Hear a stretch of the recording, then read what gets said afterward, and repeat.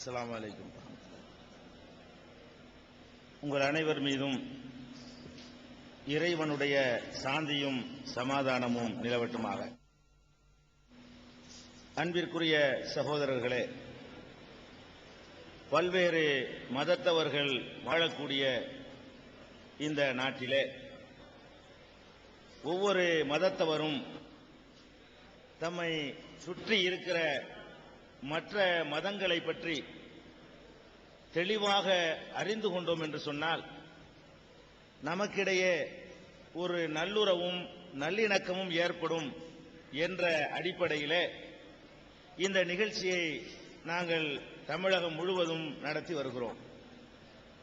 அந்த வகையில் நாங்கள் பின்பற்றக்கூடிய இஸ்லாமிய மார்க்கத்தை பற்றி, அதனுடைய கொள்கை கோட்பாடுகளை பற்றி, முஸ்லிம் சமுதாயத்தினுடைய நடவடிக்கைகளை பற்றி, அவர்களுடைய பழக்க வழக்கங்களை பற்றி பலவிதமான சந்தேகங்கள் உங்களுக்கு இருக்கலாம், ஆட்சேபனைகள் இருக்கலாம்.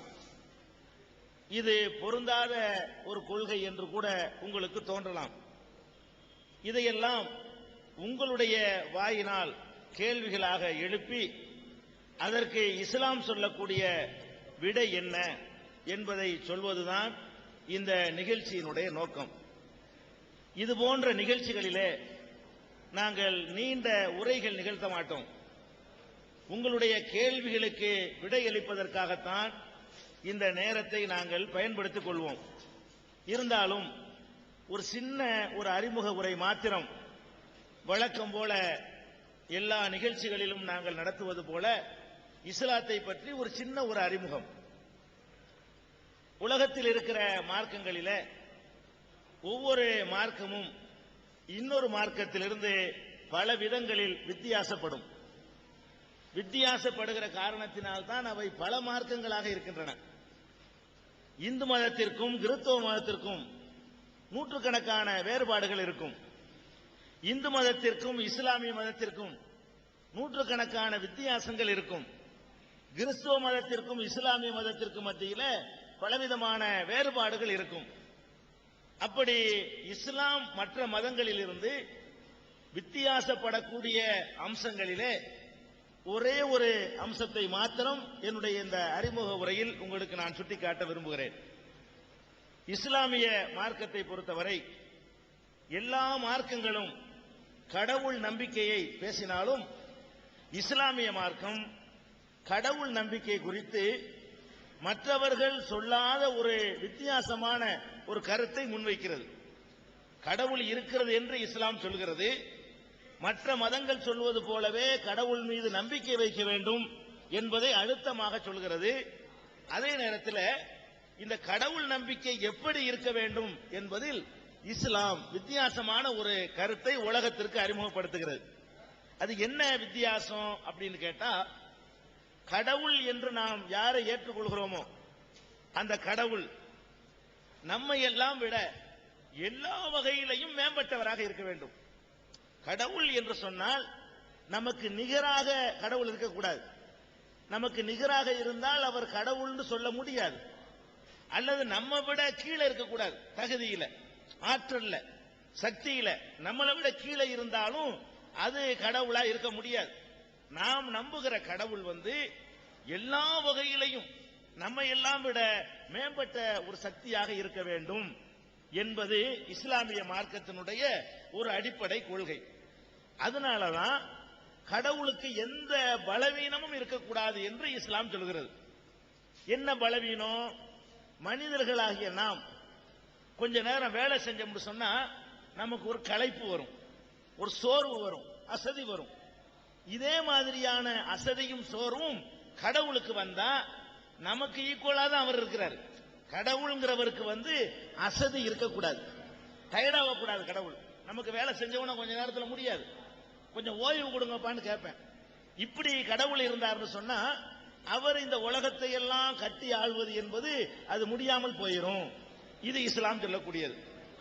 அதே மாதிரி மனிதர்கள் நம்ம என்ன பண்றோம்? ஒரு 8 மணி நேரம் தினசரி உறங்கணும், ஒரு 6 மணி நேரமாச்சு, ஒரு 2 மணி நேரமாச்சு தினசரி உறங்கணும். ஒரு நாள் உறங்கல என்று சொன்னா அடுத்த நாள் பைத்தியம் முடிச்ச மாதிரி இருக்கும். இது நம்முடைய நிலை. கடவுள்ங்கிறவனு உறங்கினான்னு சொன்னா நமக்கும் கடவுளுக்கும் வித்தியாசம் இல்லாம போயிடுது. நாம உறங்கலாம், கடவுளுக்கு உறக்கம் தேவையில்லை, உறங்கக்கூடாது. ஏன் உறங்கக்கூடாது என்று சொன்னால், எந்த நேரத்திலும் மனிதன் கடவுளை வேண்டுவான். எந்த நேரத்திலும் மனிதனுக்கு நிறைய பிரச்சனைகளை சந்திப்பான். வயித்த வலிக்கும், அது எந்த நேரத்தில் வலிக்கும்னு சொல்ல முடியாது. அப்ப கடவுள் தூங்குற நேரத்தில் இவனுக்கு வயித்த வலிச்சுன்னு சொன்னா அப்ப அந்த கடவுள்கிட்ட எப்படி முறையிட முடியும்? அப்படிங்கிறதுக்காக வேண்டி நீங்க கடவுள்னு யாரை நம்புறீங்களோ அந்த கடவுள் தூங்குறாரு, தூக்கம் தேவை அப்படின்னு நம்பாதீங்க. இதுல இஸ்லாம் வித்தியாசப்படுது. கடவுளுக்கு தூக்கம் கிடையாது. மனிதன் இருக்கிறான், அவன் நிறைய விஷயங்களை மறந்துடுறான். மறதிங்கிறது ஒரு பாக்கியமா கூட எடுத்துக்கலாம். சில விஷயங்களை மறக்கலன்னா நம்ம பைத்தியம் முடிச்சு போயிடும். அப்ப மனிதனுக்கு மறதி இருக்குது, மறதி தேவையாவும் இருக்குது. இப்ப கடவுள்கிட்ட நம்ம ஒரு கோரிக்கை வைக்கிறோம், ஆமா நீ போன வாரம் கோரிக்கை வச்சு நான் மறந்துட்டேன் அப்படின்னு சொல்லக்கூடியவராக கடவுள் இருக்கக்கூடாது. கடவுள்னு சொன்னா அவர் எல்லாத்தையும் எல்லா நேரங்களிலையும் நினைவு வைத்துக் கொண்டே இருக்க வேண்டும். கடவுளுக்கு மறதி இருக்கக்கூடாது, ஓய்வு இருக்கக்கூடாது, தூக்கம் இருக்கக்கூடாது, கடவுளுக்கு முதுமை இருக்கக்கூடாது. இப்ப நம்ம இருக்கிறோம், ஒரு 10 வருஷத்துக்கு முன்னாடி செயல்பட்ட மாதிரி இப்ப செயல்பட முடியுமா? இப்ப செயல்படுற மாதிரி இன்னொரு 10 வருஷத்துக்கு பிறகு செயல்பட முடியுமானா முடியாது. தளர்ந்துருவோம், ஆடி போயிருவோம். அப்ப அந்த மாதிரி கடவுள்கிட்ட கேட்கிறோம், அட போப்பா அன்னைக்கு எனக்கு சக்தி இருந்துச்சு நான் செஞ்சேன், இப்ப வந்துகிட்டு என்கிட்ட கேட்கறிய, இவர் கடவுளா? கடவுள்னு சொன்னா அவருக்கு முதுமை வரக்கூடாது. கடவுள் என்று நம்ம ஒருத்தரை ஏற்றுக்கிட்டோம்னு சொன்னா அவருக்கு நோய் வரக்கூடாது. முடியாம கிடக்கும் போது நம்ம ஒழுங்கா சிந்திக்க மாட்டோம், ஒழுங்கா செயல்பட மாட்டோம், நோய் வாய்ப்பட்டு இருக்கும் போது. இந்த மாதிரி ஒரு நிலையில கடவுள் என்ன, கடவுள் உடம்புக்கு சரியில்லை, இது சரியில்லை. அப்ப கடவுள் என்பவருக்கு நோய் வரக்கூடாது, முதுமை வரக்கூடாது. அதே மாதிரி கடவுள் இருக்காரா, அவருக்கு பசி இருக்கக்கூடாது. கடவுள் என்ன பண்றாரு, சோறு தின்னுட்டு இருக்காரு. சோறு திங்கும் போது நம்ம யாரையும் பார்க்க மாட்டோம், யாருடைய கோரிக்கைகளை நிறைவேற்ற மாட்டோம். அப்புறமேல வர சொல்லுங்க சாப்பிட்டுட்டு இருக்கிறாரு அப்படின்னு நம்ம சொன்னோம்னா சரியா வராது. அப்ப நமக்கு சொல்லலாம், மனிதனுக்கு சொல்லலாம், கடவுள் என்ன பண்றாரு, இப்பதான் சாப்பிட்டுட்டு இருக்காரு, ஒரு 1/2 மணி நேரம் கழிச்சு வாங்க. அப்ப கடவுள்கிட்ட எல்லா நேரமும் அவர்கிட்ட கோரிக்கை வச்சுக்கிட்டே இருப்பான். 24 hours ஒர்க் பண்ணக்கூடிய வேலை கடவுள் வேலைங்கிறது. அது யாருக்கு முடியாது, ஒருத்தருக்கு தான் முடியும். நம்ம அந்த டியூட்டியை ஒப்புக்கொண்டா கூட நம்மளால செய்ய முடியாது. எல்லா நேரமும் அதே வேலையா இருக்கணும், மனிதர்களை கவனிச்சுக்கிட்டே இருக்கணும், உலகத்தை இயக்கிக்கிட்டே இருக்கணும். சூரியன், சந்திரன், செவ்வாய், சுக்கிரன், வியாழன் கோள்களை பார்த்துக்கிட்டு இருக்கணும், காற்றை கண்காணிக்கணும், மழையை கண்காணிக்கணும், மனிதர்களை கண்காணிக்கணும். இப்படி ஒவ்வொரு தானியம் உற்பத்தி ஆகுதுன்னா அதனுடைய வளர்ச்சியில கடவுள் கண்காணிப்பு செலுத்தணும். இப்படி நிறைய வேலை கடவுளுக்கு. அதனால இந்த மாதிரியான பலவீனம் உள்ளவராக நீங்கள் கடவுளை நினைக்காதீங்க அப்படின்னு சொல்லி, கடவுளுக்கு நோய் பசி வரக்கூடாது, தாகம் வரக்கூடாது. கடவுள் எங்க, இப்பதான் பாத்ரூம் போயிருக்காரு, இது சரியா வருமா? கடவுள் சாப்பிடக்கூடாதுங்கிற மாதிரி அவர் மலை ஜலம் கழிக்கவும் கூடாது. கடவுளுக்கு அந்த பாத்ரூம் தேவை இருக்கக்கூடாது. இப்பதான் வெளிக்கு போயிருக்காரு, ஒண்ணுக்கு போயிருக்காருன்னா இது கடவுளுக்கு சரியில்லை. அந்த மாதிரி நேரத்தில் போய் எவனாவது கேட்டானா ஒண்ணு கூட கொண்டு சொல்லிவிடுவோம். நம்மளே சிறுநீர் கழிக்க போறோம், மடக்கிட்டு ஒருத்தன் ஒரு கேள்வி கேட்கிறான், பதில் சொல்ல மாட்டோம், கோவம் தான் வரும், என்ன பண்ணக்கூடாது சொல்லுவோம். இந்த மாதிரியெல்லாம் கடவுளுக்கு டென்ஷன் ஏற்படுத்தக்கூடிய காரியங்கள்லாம் ஏற்படக்கூடாது. அதே மாதிரி கடவுள் என்று நம்ம ஒருத்தரை ஏற்றுக்கொண்டோம் சொன்னா அந்த கடவுளுக்கு மனைவி, மக்கள் இதெல்லாம் இருக்கக்கூடாது. கடவுளுக்கு ஒரு பொண்டாட்டி, கடவுள் இப்ப எங்க மனைவியோட சந்தோஷமா இருக்கிறாரு, இது சரியில்லை. அந்த நேரங்களில் ஆயிரக்கணக்கான தேவைகள் மனிதனுக்கு இருக்கும். அப்ப கடவுள்னு சொன்னா அவருக்கு மனைவி இருக்கக்கூடாது, கடவுள்னு சொன்னா அவருக்கு மக்கள் இருக்கக்கூடாது. மக்கள் யாருக்கு இருக்கணும்னு கேட்டா, யாரு செத்து போவான்னு அவனுக்கு தான் மக்கள் வேணும். இப்ப நமக்கே புள்ள குட்டி வேணும் நீங்க ஆசைப்படுறோம், நம்ம செத்துருவோம், முடியாம போயிருவோம். அந்த நேரத்தில் நம்மளை கண்காணிக்கிறதுக்காக வேண்டி ஒருத்தன் வேணுங்கிறதுக்காக வேண்டி, முதுமையில உதவுறதுக்காக வேண்டியும், செத்த பிறகு நம்முடைய சொத்துக்களை அனுபவிக்கிறதுக்குன்னா வாரிசு கேட்கிறோம். நம்ம எப்பவும் என்றும் 16 இருப்போம் வைங்க, யாரும் வாரிசு விரும்ப மாட்டான். நம்ம எல்லாருமே எப்ப பார்த்தாலும் 20 வயசாவே இருப்போம், முதுமையே வராதுன்னு சொன்னா ஒருத்தனும் புள்ள குட்டி விரும்ப மாட்டான். எல்லாம் சுயநலத்தோட தான் நம்ம அந்த குழந்தைகளை நம்ம விரும்புறோம். இப்ப கடவுள் சாவ மாட்டார்னு சொல்லும் பொழுது அவருக்கு வாரிசும் தேவையில்லை. கடவுள்னா கடவுள் தான், அவருக்கு புள்ள கிடையாது. அதே மாதிரி கடவுள்னு சொன்னா அவருக்கு தாய் தந்தை இருக்கக்கூடாது. தாய் தந்தை இருந்தா அவரே கடவுள் ஆயிட்டு போயிடலாம். கடவுள்னு சொன்னா அவரா இருந்துகிட்டே இருக்கணும். கடவுளையே பெற்றெடுத்தார ஒருத்தர், அவர் கடவுளாயிரும் அப்புறமேலு. அதனால கடவுள்னு சொன்னா கடவுளுக்கு தாய் இல்ல, கடவுளுக்கு தந்தை இல்ல, கடவுளுக்கு தாயும் தந்தை இல்லைங்கும் போது அண்ணன் தம்பி அக்கா தங்கச்சி இல்ல, தாய் தந்தை இருந்தா தானே இதெல்லாம் வரும். கடவுள்னு சொன்னா கடவுளுக்கு மாமா மச்சான் மருமவன் பேரன் இந்த மாதிரியான உறவு முறைகள்லாம் கிடையாது. அவன் தனித்தவன். கடவுள் என்பவன் கடவுள் தான், அவன் மட்டும்தான். இப்படின்னு சொல்லக்கூடிய வகையில இஸ்லாம் கடவுளை வித்தியாசமா அறிமுகப்படுத்துது. இதுல எல்லாம் பல மதங்கள்ல வித்தியாசங்கள் இருக்கும். இதுல ஒரு திணிக்கிறதுக்கு நான் இதை சொல்ல வரல. இஸ்லாம் கடவுளை பத்தி இப்படி சொல்லுது நீங்க தெரிஞ்சுக்கிறதுக்காக தான். கடவுளை பற்றி இஸ்லாம் அறிமுகப்படுத்தக்கூடிய மெத்தேடு இப்படித்தான் இருக்குது. இந்த மாதிரியான வகையில இஸ்லாம் கடவுளை உலகத்துக்கு சொல்லுது. ரெண்டாவது விஷயம் என்னன்னு கேட்டா, இதே கடவுளை பற்றி மனிதன் இருக்கான்ல, மனிதன் என்ன செய்யறான்னா கடவுளுக்காக உழைக்கிறான், கடவுளுக்காக தவம் செய்யறான், கடவுளுக்காக வழிபாடு பண்றான், கடவுளுக்காக வேண்டி பாடுபடுறான்னு வைங்க. ஒரு கட்டத்துல அவனே கடவுளாயிடுறான்னு நம்ம நினைக்கிறோம். மனிதனை சில பேர் என்ன செய்யறோம், அவர் என்னங்க கடவுள், அவர் தெய்வங்க அப்படின்னு நினைக்கிறோம். இஸ்லாம் அதை மறுக்குது. மனிதன் ஒரு கட்டத்திலையும் மனிதன் என்ற நிலையை தாண்டி கடவுளுடைய நிலையை அடையவே முடியாது. எல்லா நேரத்திலும் மனிதன் மனிதன் தான். வேணா நல்ல மனிதன் கெட்ட மனிதன் என்று ஆக முடியும். எந்த அளவுக்கு அதிகமாக பாடுபடுறானோ அந்த அளவுக்கு அவன் நல்ல மனிதன் ஆக முடியுமே தவிர கடவுளுடைய தன்மை பெற்றவனாக எந்த ஒரு மனிதனும் ஆகவே முடியாது. இப்படி சொல்றதுனால இந்த மத குருமார்கள் என்று சொல்லி ஏமாத்துறாங்க பாருங்க, அதுல இருந்து நம்மளை காப்பாத்துது. இப்படி ஒருத்தனை நம்பித்தான் நம்ம போய் விழுந்துடுறோம். அப்புறம் என்னங்க கடவுள், அவர் நினைச்சதான் நடக்கும். இது இஸ்லாம் ஒத்துக்கிற மாட்டேங்குது.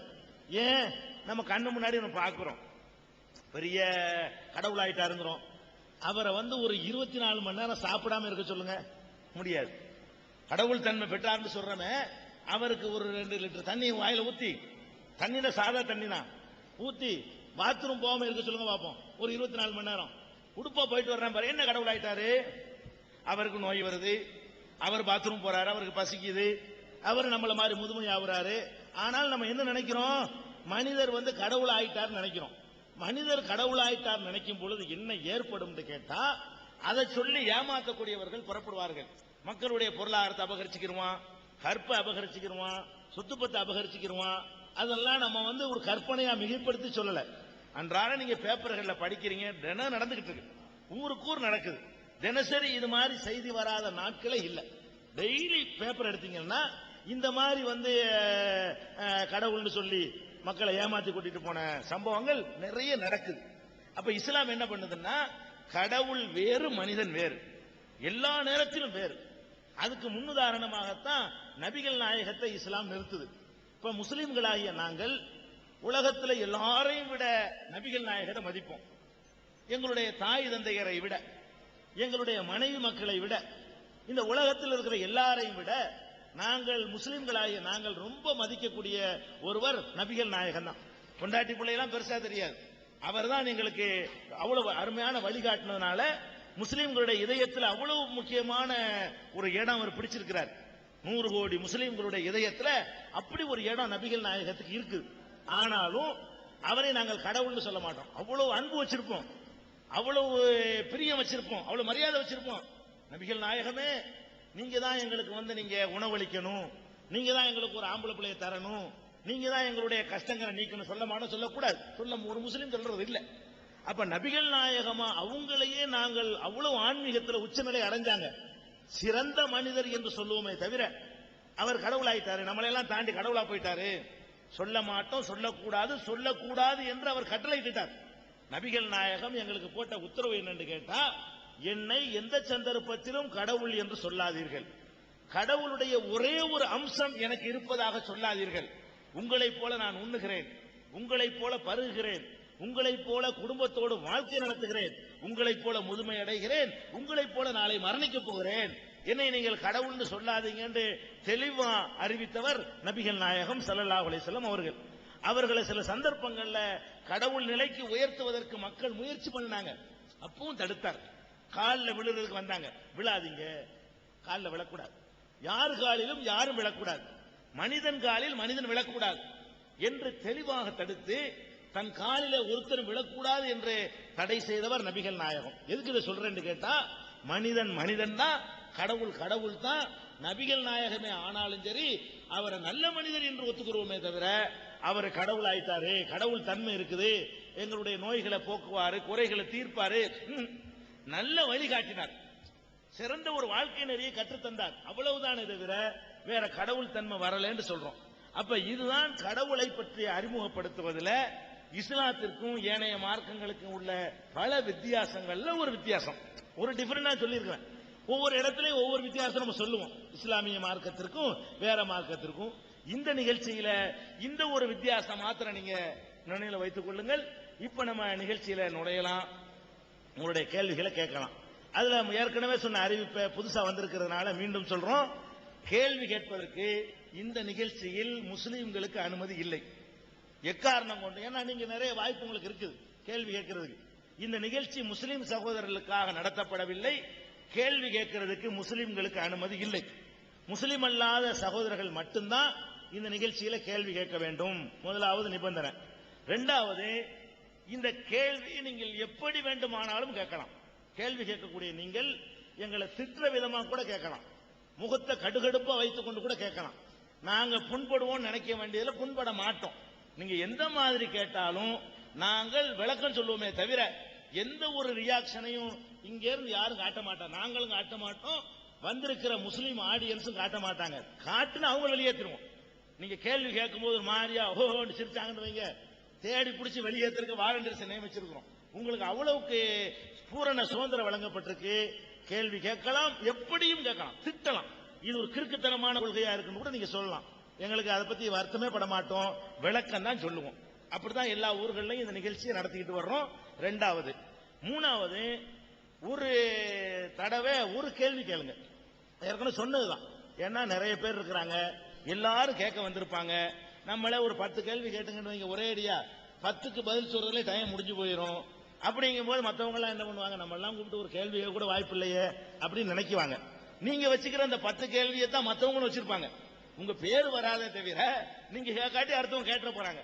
அதனால இஸ்லாத்தை பற்றி ஒரு குறிப்பிட்ட சில சந்தேகங்கள் தான் உங்களுக்கு இருக்கும். அதை எல்லாரும் ஒன்னொன்னா கேட்டா கூட எல்லா சந்தேகமும் வந்துடும். அதனால ஒரு டைம்ல எந்திரிச்சு ஒரு கேள்வி கேளுங்க, அது பயனுள்ளதா இருக்கும். 2 கேட்டீங்கன்னு வைங்க, முதல்ல நான் சொல்லிடுவேன், 2 கேட்டீங்கன்னு சொன்னா மைக்கு கிட்ட சொன்னா 2 கேட்க சொல்லும். கேட்டா முதல் கேள்வி மட்டும்தான் நான் எடுத்துக்கொள்வேன், 2வது கேள்வி எடுத்துக்கொள்ள மாட்டேன். ஏன்னா மற்றவங்களுக்கு வாய்ப்பு கொடுக்காம போயிடுது. 10 கேட்பாங்க, அப்புறம் 5 கேட்பாங்க, ரெண்டு பேரோட நிகழ்ச்சியை முடிச்சுட்டு போயிட வேண்டி வந்துடும். அதனால நீங்க எந்த கேள்வி கேட்டாலும் சரி, ஃபர்ஸ்ட் கேள்வி மட்டும்தான் எடுத்துக்கொள்ளப்படும். அதை நீங்க கவனத்தில் வச்சுக்கிற வேண்டியது. அது போக வேற இதுவரைக்கும் பல ஊர்களில் நாங்கள் நிகழ்ச்சி நடத்தி இருக்கிறோம். அங்க எல்லாம் இது மாதிரி எல்லாம் கேள்வி கேட்டிருக்கிறாங்க. என்னென்ன கேள்விகள்லாம் கேட்டிருக்காங்க என்பதற்கு உங்களுக்கு ஒரு ஜெராக்ஸ் கொடுத்திருக்கிறாங்க. இந்த கேள்விகளை நீங்க கேட்டால் நாங்க சொல்லுவோம், டிவியில வராது. ஏன் வராதுன்னா இது வந்துருச்சு டிவியில. ஏற்கனவே இந்த கேள்வி வேற ஊர்ல கேட்கப்பட்டு இருந்தால் அதை நம்ம டிவியில ஒளிபரப்பி இருந்தோம்னு சொன்னா ஒரே விஷயத்தை 2 தடவை ஒளிபரப்ப முடியாது. பெரிய பொருட்செலவுல அதை ஒளிபரப்பிக்கிட்டு இருக்கிறோம். அதை கேட்காத ஒரு விஷயமா இருந்தா ஒளிபரப்ப ஏற்றதா இருக்கும். அது ஒண்ணு. கேட்ட கேள்வியை கேட்டீங்கன்னு வைங்க, அதுக்கு இந்த தடவை நாங்க என்ன ஏற்பாடு செஞ்சிருக்கோம்னு கேட்டா, எந்த கேள்வியை நீங்கள் கேட்கிறீர்களோ அந்த கேள்வி ஏற்கனவே ஒளிபரப்பப்பட்டு இருந்தால் அதனுடைய ஆடியோ கேசட்டுக்கு ரெடியா வச்சிருக்கிறோம். ஏற்கனவே ஒளிபரப்பியாச்சு, இந்தாங்க இந்த கேசட்டை கேட்டுக்கிறீங்க, வேற கேள்வி கேட்கணும்னு வாய்ப்பு தருவோம்.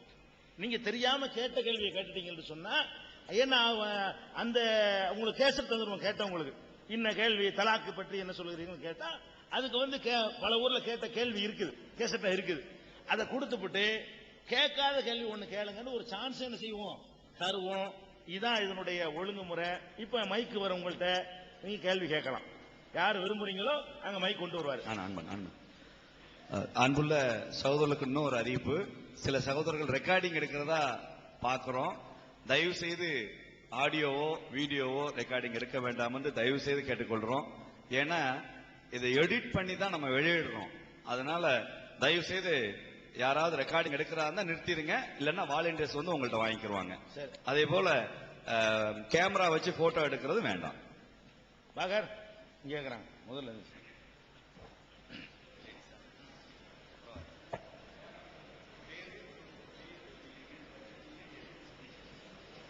என் பேர் அன்னபூரணி, காரைக்குடில இருந்து வந்திருக்கேன். இசை, கலை இவையெல்லாம் மனித உள்ளத்தையும் அலட்சியூட்டி புத்துணர்ச்சி தரதா சொல்றாங்க. ஆனா தங்கள் மார்க்கத்துல வந்து இசையோ காவியமோ இல்ல ஆடல் பாடல்கள் தான் தடை விதிக்கப்பட்டிருக்கு. அது ஏன்? அதாவது இசை வந்து அவங்கள இன்னொரு சான்ஸ் கொடுங்க. இசை வந்து மக்களுக்கு புத்துணர்ச்சி தருது, அது நல்ல ஒரு விஷயம் தானே. அதை இஸ்லாம் ஏன் அதை தடுக்கணும் என்று கேட்கிறாங்க. அது வந்து ஒரு 3-4 ஊர்கள் இதே கேள்வி கேட்டிருக்கிறாங்க, விளக்கம் சொல்லியிருக்கிறோம். அதனால அந்த கேசட்டை வாங்கிட்டு வேற கேள்வி கேளுங்க, அதுக்கு விட அதுல இருக்குது. அந்த கேசட்டை கொடுங்க. இசை சம்பந்தமான கேள்வி கேட்டாங்கல்ல, அந்த கேசட்டை கொடுத்து வேற ஒரு சான்ஸ் உங்களுக்கு, அவங்களுக்கு சான்ஸ் கொடுங்க, அவங்களுக்கு சான்ஸ் கொடுங்க மைக்கு.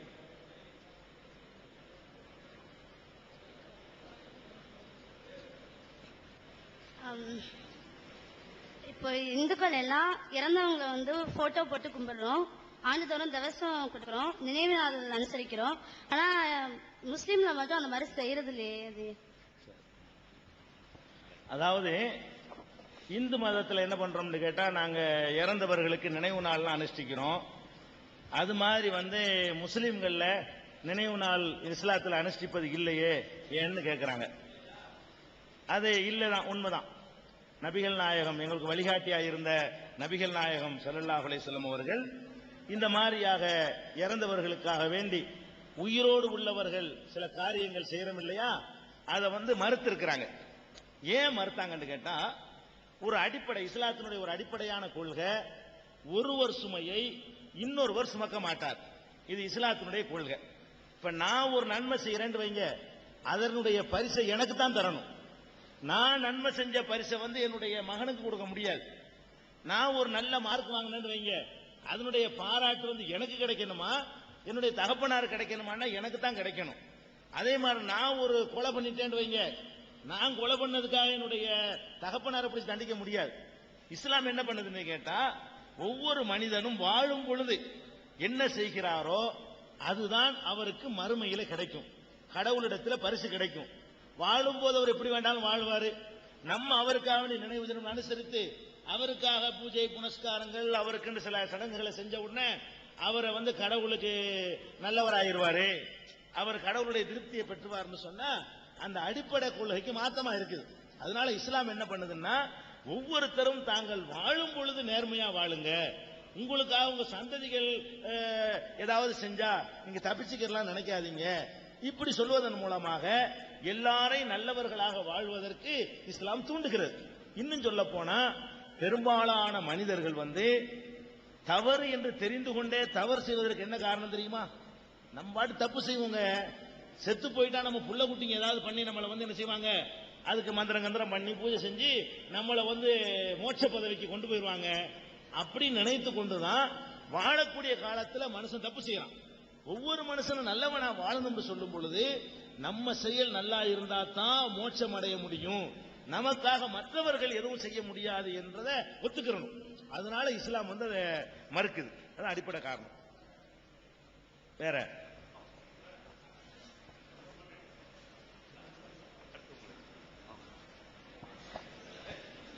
இஸ்லாம் பறவைகள், மிருகங்கள்,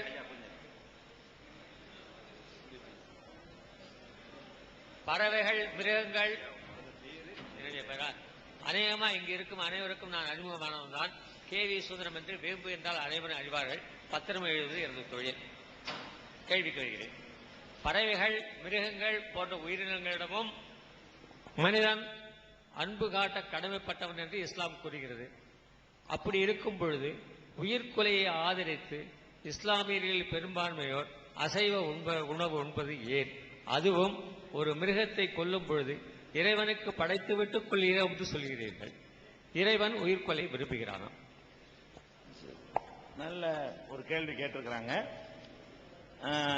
இந்த கேள்வியும் பல முறை கேட்கப்பட்டு பதில் சொன்ன கேள்விதான். இருந்தாலும் வேற ஒரு வித்தியாசமான கோணத்தை அவங்க இதை கேட்கிறாங்க. எல்லா உயிரினங்களிலையும் அன்பு காட்ட வேண்டும் என்று சொல்லிட்டு அதை வந்து உயிர் பலியை வந்து இறைவன் விரும்புகிறானா, அப்படி செய்யலாமான்னு கேசட் வச்சுக்கிறீங்களா? கேசட்டையும் கொடுத்துட்டு சுருக்கமா ஒரு விளக்கம் சொல்லிடுறோம். பல ஊர்ல விளக்கம் சொல்லியிருக்கிறோம். முஸ்லிம்கள் மாத்திரம் அசைவ உணவு உட்கொள்றாங்கன்னு சொல்றாங்கல்ல, அந்த புள்ளி விவரம் முதல்ல தவறு. 90% மக்கள் அசைவம் உட்கொள்றாங்க. உலகத்தினுடைய புள்ளி விவர பிரகாரம் 90% மக்கள் உலக ஜனத்தொகையில 90% மக்கள் வந்து அசைவ உணவை தான் உட்கொள்றாங்க. அப்ப முஸ்லீம்கள் 90% இல்ல உலகத்துல. 600 கோடி பேர்னு சொன்னா இன்னைக்கு 150 கோடி பேர் 125 கோடி பேர் முஸ்லீம்கள் இருப்பாங்க. கால்வாசி கூட இல்ல. அதையெல்லாம் தாண்டி எல்லா மக்களுமே அசைவத்தை தான் உட்கொள்றாங்க. இது ஒண்ணு. ரெண்டாவது விஷயம் என்னன்னு கேட்டா, அசைவங்கிறது வந்து சைவங்கிறது நடைமுறைக்கு சாத்தியமே இல்லாதது. ஒரு வகையில் ஆழமா சிந்திச்சு பாத்தீங்கன்னா ஒருத்தர் கூட சைவத்தை உட்கொள்ளல. ஒருத்தர் கூட சைவத்தை உட்கொள்றது கிடையாது. தண்ணி குடிச்சாலும் நீங்க அசைவம் தான் சாப்பிடுறீங்க. ஏன்னா தண்ணியில உயிர் இருக்கு, கிருமிகள் இருக்கு. தண்ணி சாப்பிடுறோம் இல்லையா, இந்த தண்ணியில கூட லட்சக்கணக்கான கோடிக்கணக்கான உயிரினங்கள் இருந்துகிட்டு இருக்குது. அதை பெரிய கண்ணாடி வழியாக பார்க்கவும் முடியும். தண்ணிக்குள்ள என்னென்னலாம் இருக்குதுங்கிறத அதுக்குன்னு உள்ள கண்ணாடி வச்சு பார்த்தீங்கன்னா தெரியும். தண்ணியை சாப்பிட்டா கூட நம்ம உயிரினத்தை தான் சாப்பிடுறோம். கொதிக்க வச்சு சாப்பிட்டா கூட அதை வேக வச்சு தான் சாப்பிடுறோம். அப்ப உயிரினத்தை சாப்பிடாத ஒருத்தரும் கிடையாது. இன்னும் ஆழமா போனீங்க என்று சொன்னா தாவரங்களுக்கும் உயிர் இருக்குது. உயிர் இருக்கிறதுனால தான் வளருது, காய்க்குது, பூக்குது, சந்ததியை பெருக்குது. சந்ததி பெருதா இல்லையா காய்கறிகள்ல? அப்ப அதெல்லாம் வந்து உயிர் இருக்க போய் தான் நடக்குது. இது வந்து சந்ததியை பெருக்காது, இதுக்கு உசுறு இல்ல. இந்த மாதிரியான ஒரு போடியம் இன்னொரு போடியத்தை உற்பத்தி பண்ணாது, இதுக்கு உசுறு இல்ல. ஆனா வந்து காய்கறிகள் எல்லாம் பெருகுது. ஒரே ஒரு விதையை நீங்க போடுறீங்க, அது வளருது, பெருக்குது, மறுபடி காய்க்குது, பூக்குது, சந்ததியை பெருக்குது. மனிதன் எப்படி ஒருத்தன் 10 பேர் ஆகுறானோ அதே மாதிரி ஒரு காயப்பட்டி எல்லாம் 10 காய் கிடைக்குது, உயிர் இருக்குது. அப்ப விஞ்ஞான ரீதியா பாத்தீங்கன்னு சொன்னா அதுலயும் உயிர் இருக்குன்னு சொல்லி ப்ரூவ் பண்ணியிருக்கிறான். சில உயிர்கள் இந்த தொட்டாசினிங்களா இருக்கு பாருங்க, தொட்டோன்னு முடிக்கணும், இலை இப்படி விரிஞ்சாப்புல இருக்கு, ஏதாவது நம்ம கை பட்டோன்னு முடிக்கணும், அதுக்கு ஒரு உசுர் இருக்கு பாருங்க, அதுல இருக்குது. அதே மாதிரி வந்து நீங்க சூரியகாந்தி பூவையெல்லாம் பார்த்திருப்பீங்க. அது என்ன பண்ண, சூரியன் இருக்கிற பக்கமே பார்த்துட்டு இருக்கும். காலையில் எப்படி இருக்கும், மத்தியானம் எப்படி இருக்கும், சாயந்தரம் எப்படி ஆயிரும். சூரியனுடைய காதலி, சூரிய காந்தினால் அது அர்த்தம்.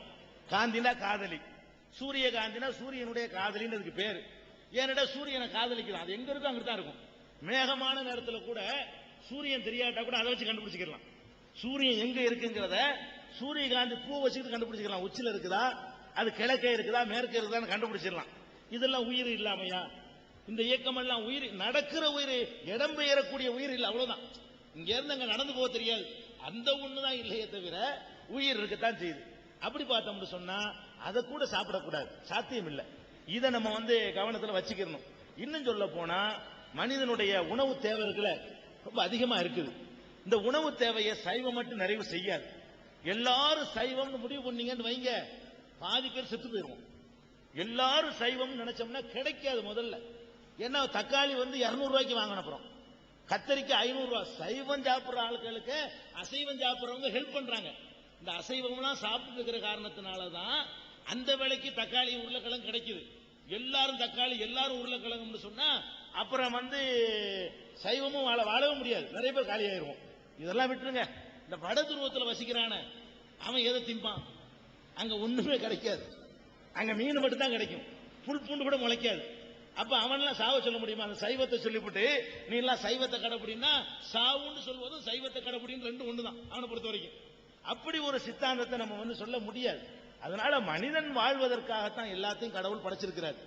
மனிதன் முதல் அந்தஸ்துல உள்ள படைப்பு, அவன் வாழ்வதற்காக வேண்டி அடுத்தடுத்து உள்ள படைப்புகளை வந்து அவன் சாப்பிட்டுக் கொள்ளலாம், அப்படித்தான் படைச்சிருக்கிறாரு. கூடுதலான விவரம் உங்களுக்கு அந்த கேசட்ல நிறைய விஷயங்கள் அதுல இருக்குது.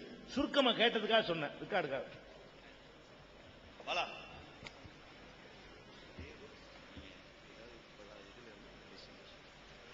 எனது பெயர் பிரேம்குமார் பாஸ்கரன். நான் தமிழ் சுவிசேஷ லுத்தரன் திருச்சபை திருப்பத்தூரை சேர்ந்தவன். மனித நேயத்திற்கும் மத நன்னெண்ணத்திற்கும் இந்த மண்ணிலே வேரூன்ற வேண்டும் என்ற ஒரு நல்ல நோக்கத்திற்காக நகர ஐக்கிய ஜமாத் கமிட்டி காரைக்குடி ஏற்பாடு செய்த நிகழ்ச்சிக்கு என்னுடைய வாழ்த்துக்களையும் பாராட்டுகளையும் தெரிவித்து பெருமைப்படுகிறேன்.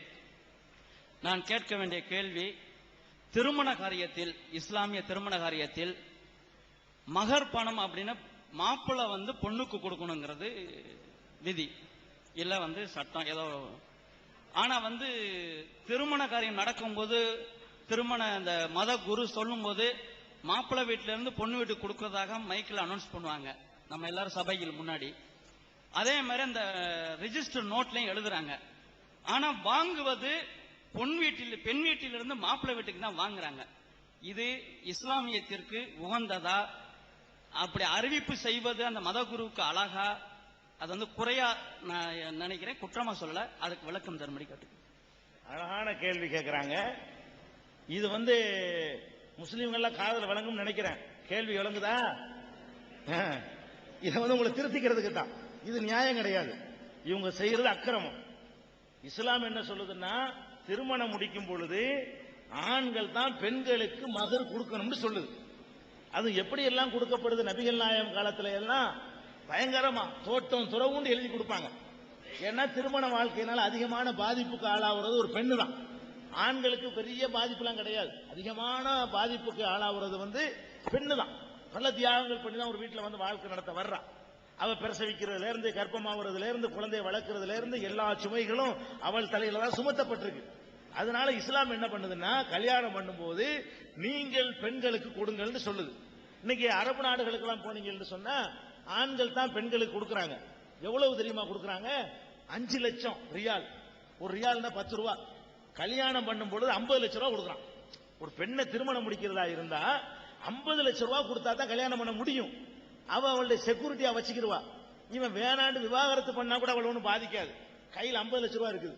அப்ப அந்த மாதிரியான ஒரு செக்யூரிட்டிக்காக வேண்டி இஸ்லாம் மகர் என்ற ஒரு தொகையை வாங்க சொல்லி கட்டளை இடுது. இந்த பெண்கள் பொதுவா ஏமாளிகள், இறக்க குணம் உள்ளவங்க. இவங்க இறக்கப்பட்டு என்ன செய்யறாங்க? வாங்குறது இல்ல. எழுதுற அந்த பணத்தை கூட எங்க சமுதாயத்தில் வாங்குறது கிடையாது, ஏமாத்துறாங்க. அதெல்லாம் உண்மைதான், ஒத்துக்கிறேன். அதே மாதிரி கொடுக்காட்டாலும் பரவாயில்லை. இவன் என்ன பண்றான் தெரியுமா? எங்க சமுதாயத்தில் வாங்குறான்னு சொல்றீங்களே, நெசம் 100% உண்மை. தமிழ்நாட்டில் உலகம் பூரா முஸ்லீம் இருக்காங்க, வாங்கல. நம்ம தமிழகத்தில் வாழக்கூடிய முஸ்லீம் என்ன பண்றான்னு கேட்டா, அரபு நாட்டிலேயே முஸ்லீம் இருக்கிறான். நான் சொன்னேன், அங்க என்ன நிலைமை தெரியுமா? வீட்டுக்கு வீடு ஆண் குமர்கள் தேங்கி இருக்கிறாங்க. நம்ம வீடுகளில் எப்படி பெண் குமர்கள் தேங்கி இருக்குதோ அதே மாதிரி வீட்டுக்கு வீடு 35 வயசாயிரம் கல்யாணம் ஆகாது. என்னடான்னு கேட்டா, மகருக்கு வசதி இல்லைங்கிறான். எங்க? அரபு நாட்டில் 30 வயசு ஆம்பளை கல்யாணம் ஆயிருக்காது, 25 வயசு ஆம்பளை கல்யாணம் ஆயிருக்காது. காரணம், மகர் கொடுக்க முடியல. கடைசியா கவர்மெண்ட்ல என்ன பண்றான்னு கேட்டா, மானியம் கொடுத்து இங்க வாங்கிக்கிற 5 லட்சம் ரூபாய், 5 லட்சம் ரியால் நான் தர்றேன், நீ கல்யாணம் பண்ணிக்கன்னு சொல்லி கவர்மெண்ட் மானியம் கொடுத்தாங்க. கொஞ்ச நாளைக்கு முன்னாடி கொடுத்து எல்லா இளைஞர்களுக்கும் பெண்ணும் கிடைக்க ஏற்பாடு செஞ்சான். அப்படிப்பட்ட ஒரு சமூகத்துல பிறந்துட்டு, அப்படிப்பட்ட ஒரு சமூகத்துல இருந்துட்டு இன்னைக்கு அநியாயமா வாங்குறாங்க. லட்சக்கணக்கில் வாங்குறாங்க, காரு கேட்கிறாங்க, நகை கேட்கிறாங்க. இவர்கள்லாம் இஸ்லாத்துக்கு சம்பந்தமில்லாத ஒரு குற்றமான காரியத்தை செய்யறாங்க. இப்படி எல்லாம் மற்ற சமுதாயம் நீங்க எல்லாம் கேட்கறது சந்தோஷம். ஏன் தெரியுமா? நாங்கெல்லாம் வரதட்சணைக்கு எதிராக ஊர் ஊரா போய் கத்துறோம். வரதட்சணை ஒழிப்பதற்காக பாடுபட்டு இருக்கிறோம். ஒரு 10% மக்கள்கிட்ட விழிப்புணர்வு ஏற்பட்டு வாங்க மாட்டேன்னு சொல்லக்கூடிய திருமணங்களை நிறைய நாங்க நடத்தி இருக்கிறோம்.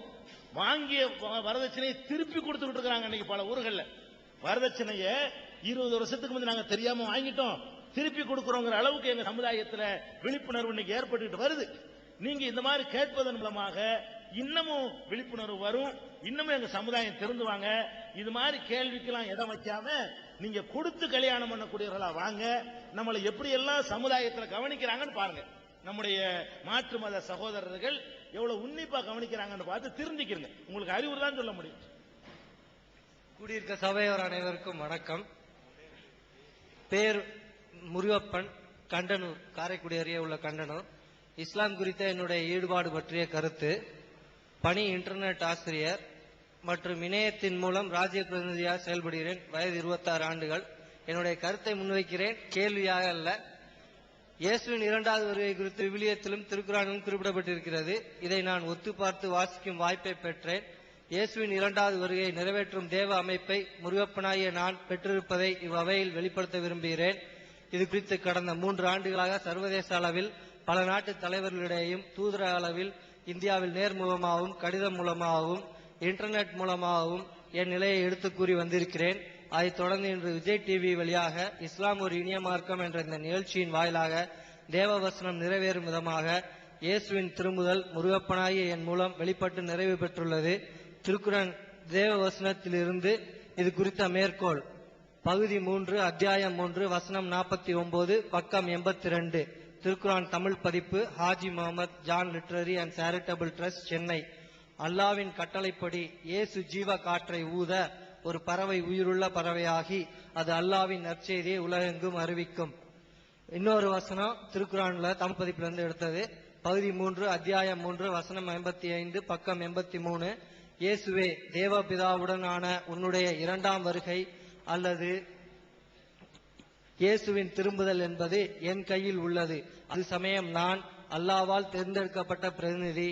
இயேசுவின் திரும்புதல் குறித்து அது சமயம் வரை நீங்கள் விவாதித்துக் கொண்டிருந்ததை பற்றி தெளிவு பெறும் விதமாக அல்லாஹ் கூறியபடி நியாய தீர்ப்பு உரைப்பேன். முகமது நபியே, இதை தயவு செய்து நினைவில் கொள்வீராக. என் கருத்தை தெரிவிக்க வாய்ப்பளித்த விஜய் டிவி மற்றும் இஸ்லாம் ஒரு இனிய மார்க்கம் நிகழ்ச்சி ஒருங்கிணைப்பாளருக்கும் நன்றியை தெரிவித்துக் கொண்டு அமர்கிறேன். நன்றி. என்ன வசனம் சொன்னீங்க? அந்த வசன நம்பர் இந்த பேப்பர் குர்ஆன் வசனம் சொன்னீங்களே.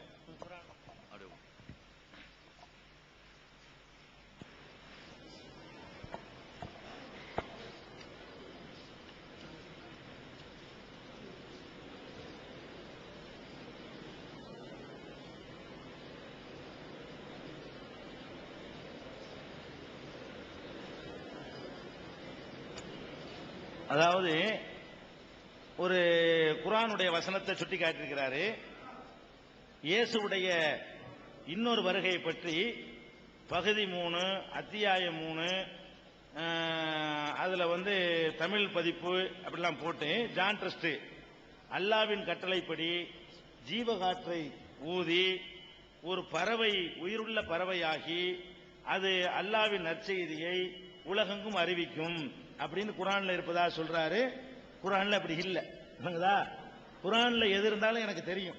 நான் குர்ஆன் வச்சிருக்கிறேன். நீங்க சொல்ற வசனத்தை இருக்கான்னு பாருங்க. அவர் சொன்னதுல அத்தியாயம் 3ல வசனம் 49ல உயிருள்ள ஒரு பறவையாகி அல்லாஹ் நீங்க சொன்ன அதே குர்ஆன் தான், அதே ஜான் ட்ரஸ்ட் தான். ஜான் ட்ரஸ்ட் எடுத்துவாங்க. ஜான் ட்ரஸ்ட்ல இது ஜான் ட்ரஸ்ட் எடுத்துருவாங்க. அவர் சொன்ன ஜான் ட்ரஸ்ட் எடுத்துருவாங்க. இது இல்ல. அதே மாதிரி இன்னொரு வசனம் சொல்லியிருந்தீங்க. எனவே தேவபிதாவுடன் ஆன உன்னுடைய இரண்டாம் வருகை அல்லது இயேசுவின் திரும்புதல் என்பது என் கையில் உள்ளது. அது சமயம் நான் அல்லாஹ்வால் தேர்ந்தெடுக்கப்பட்ட பிரதிநிதி. இயேசுவின் திரும்புதல் குறித்து அது சமயம் வரை நீங்கள் விவாதித்துக் கொண்டிருந்ததை பற்றி தெளிவு வரும் விதமாக அல்லாஹ் கூறியபடி நியாய தீர்ப்பு உரைப்பேன் அப்படின்னு சொல்வதாக சொல்றீங்க. இப்படி ஒரு வசனமும் குர்ஆனில் இல்லை. குர்ஆனில் இருப்பதாக யாரோ எழுதுனதை வச்சு நீங்க சொல்லியிருக்கிறீங்க. குர்ஆனை நீங்க பார்த்து சொல்லல. நீங்க குர்ஆனில் இருப்பதாக யாரோ எழுதியிருக்கிறாங்க, அதை படிச்சு நீங்க சொல்றீங்களே தவிர நீங்க சொன்ன அந்த பிரஸ் உங்கள்ட்ட அந்த ஜான் ட்ரஸ் குர்ஆன் இப்ப கையில வரும் அப்படி ஒரு வசனம் இல்ல. அதனால அது யாரோ தவறாக குர்ஆன்ல இருப்பதால சிலர் சொல்லுவாங்க. குர்ஆன் தமிழ்ல வந்திருக்கு, நீங்க வெரிஃபை பண்ணி பார்த்துக்கலாம், பார்த்துட்டு சொல்லலாம். படிச்சீங்களா? இதே வசனம் இருந்துச்சா? இந்த தர்றேன், இந்த எடுத்துட்டு சொல்றேன். அது போக அவருக்கு கொடுங்க. ஜான் ட்ரஸ் இல்லையா? எடுக்க பேருக்கு வரணும். சரி, வந்தவன உங்களுக்கு தர்றேன். அடுத்த கேள்வி.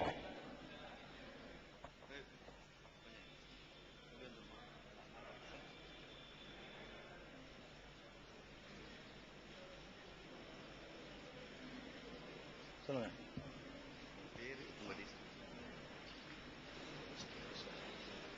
சபையோர் அனைவருக்கும் வணக்கம்.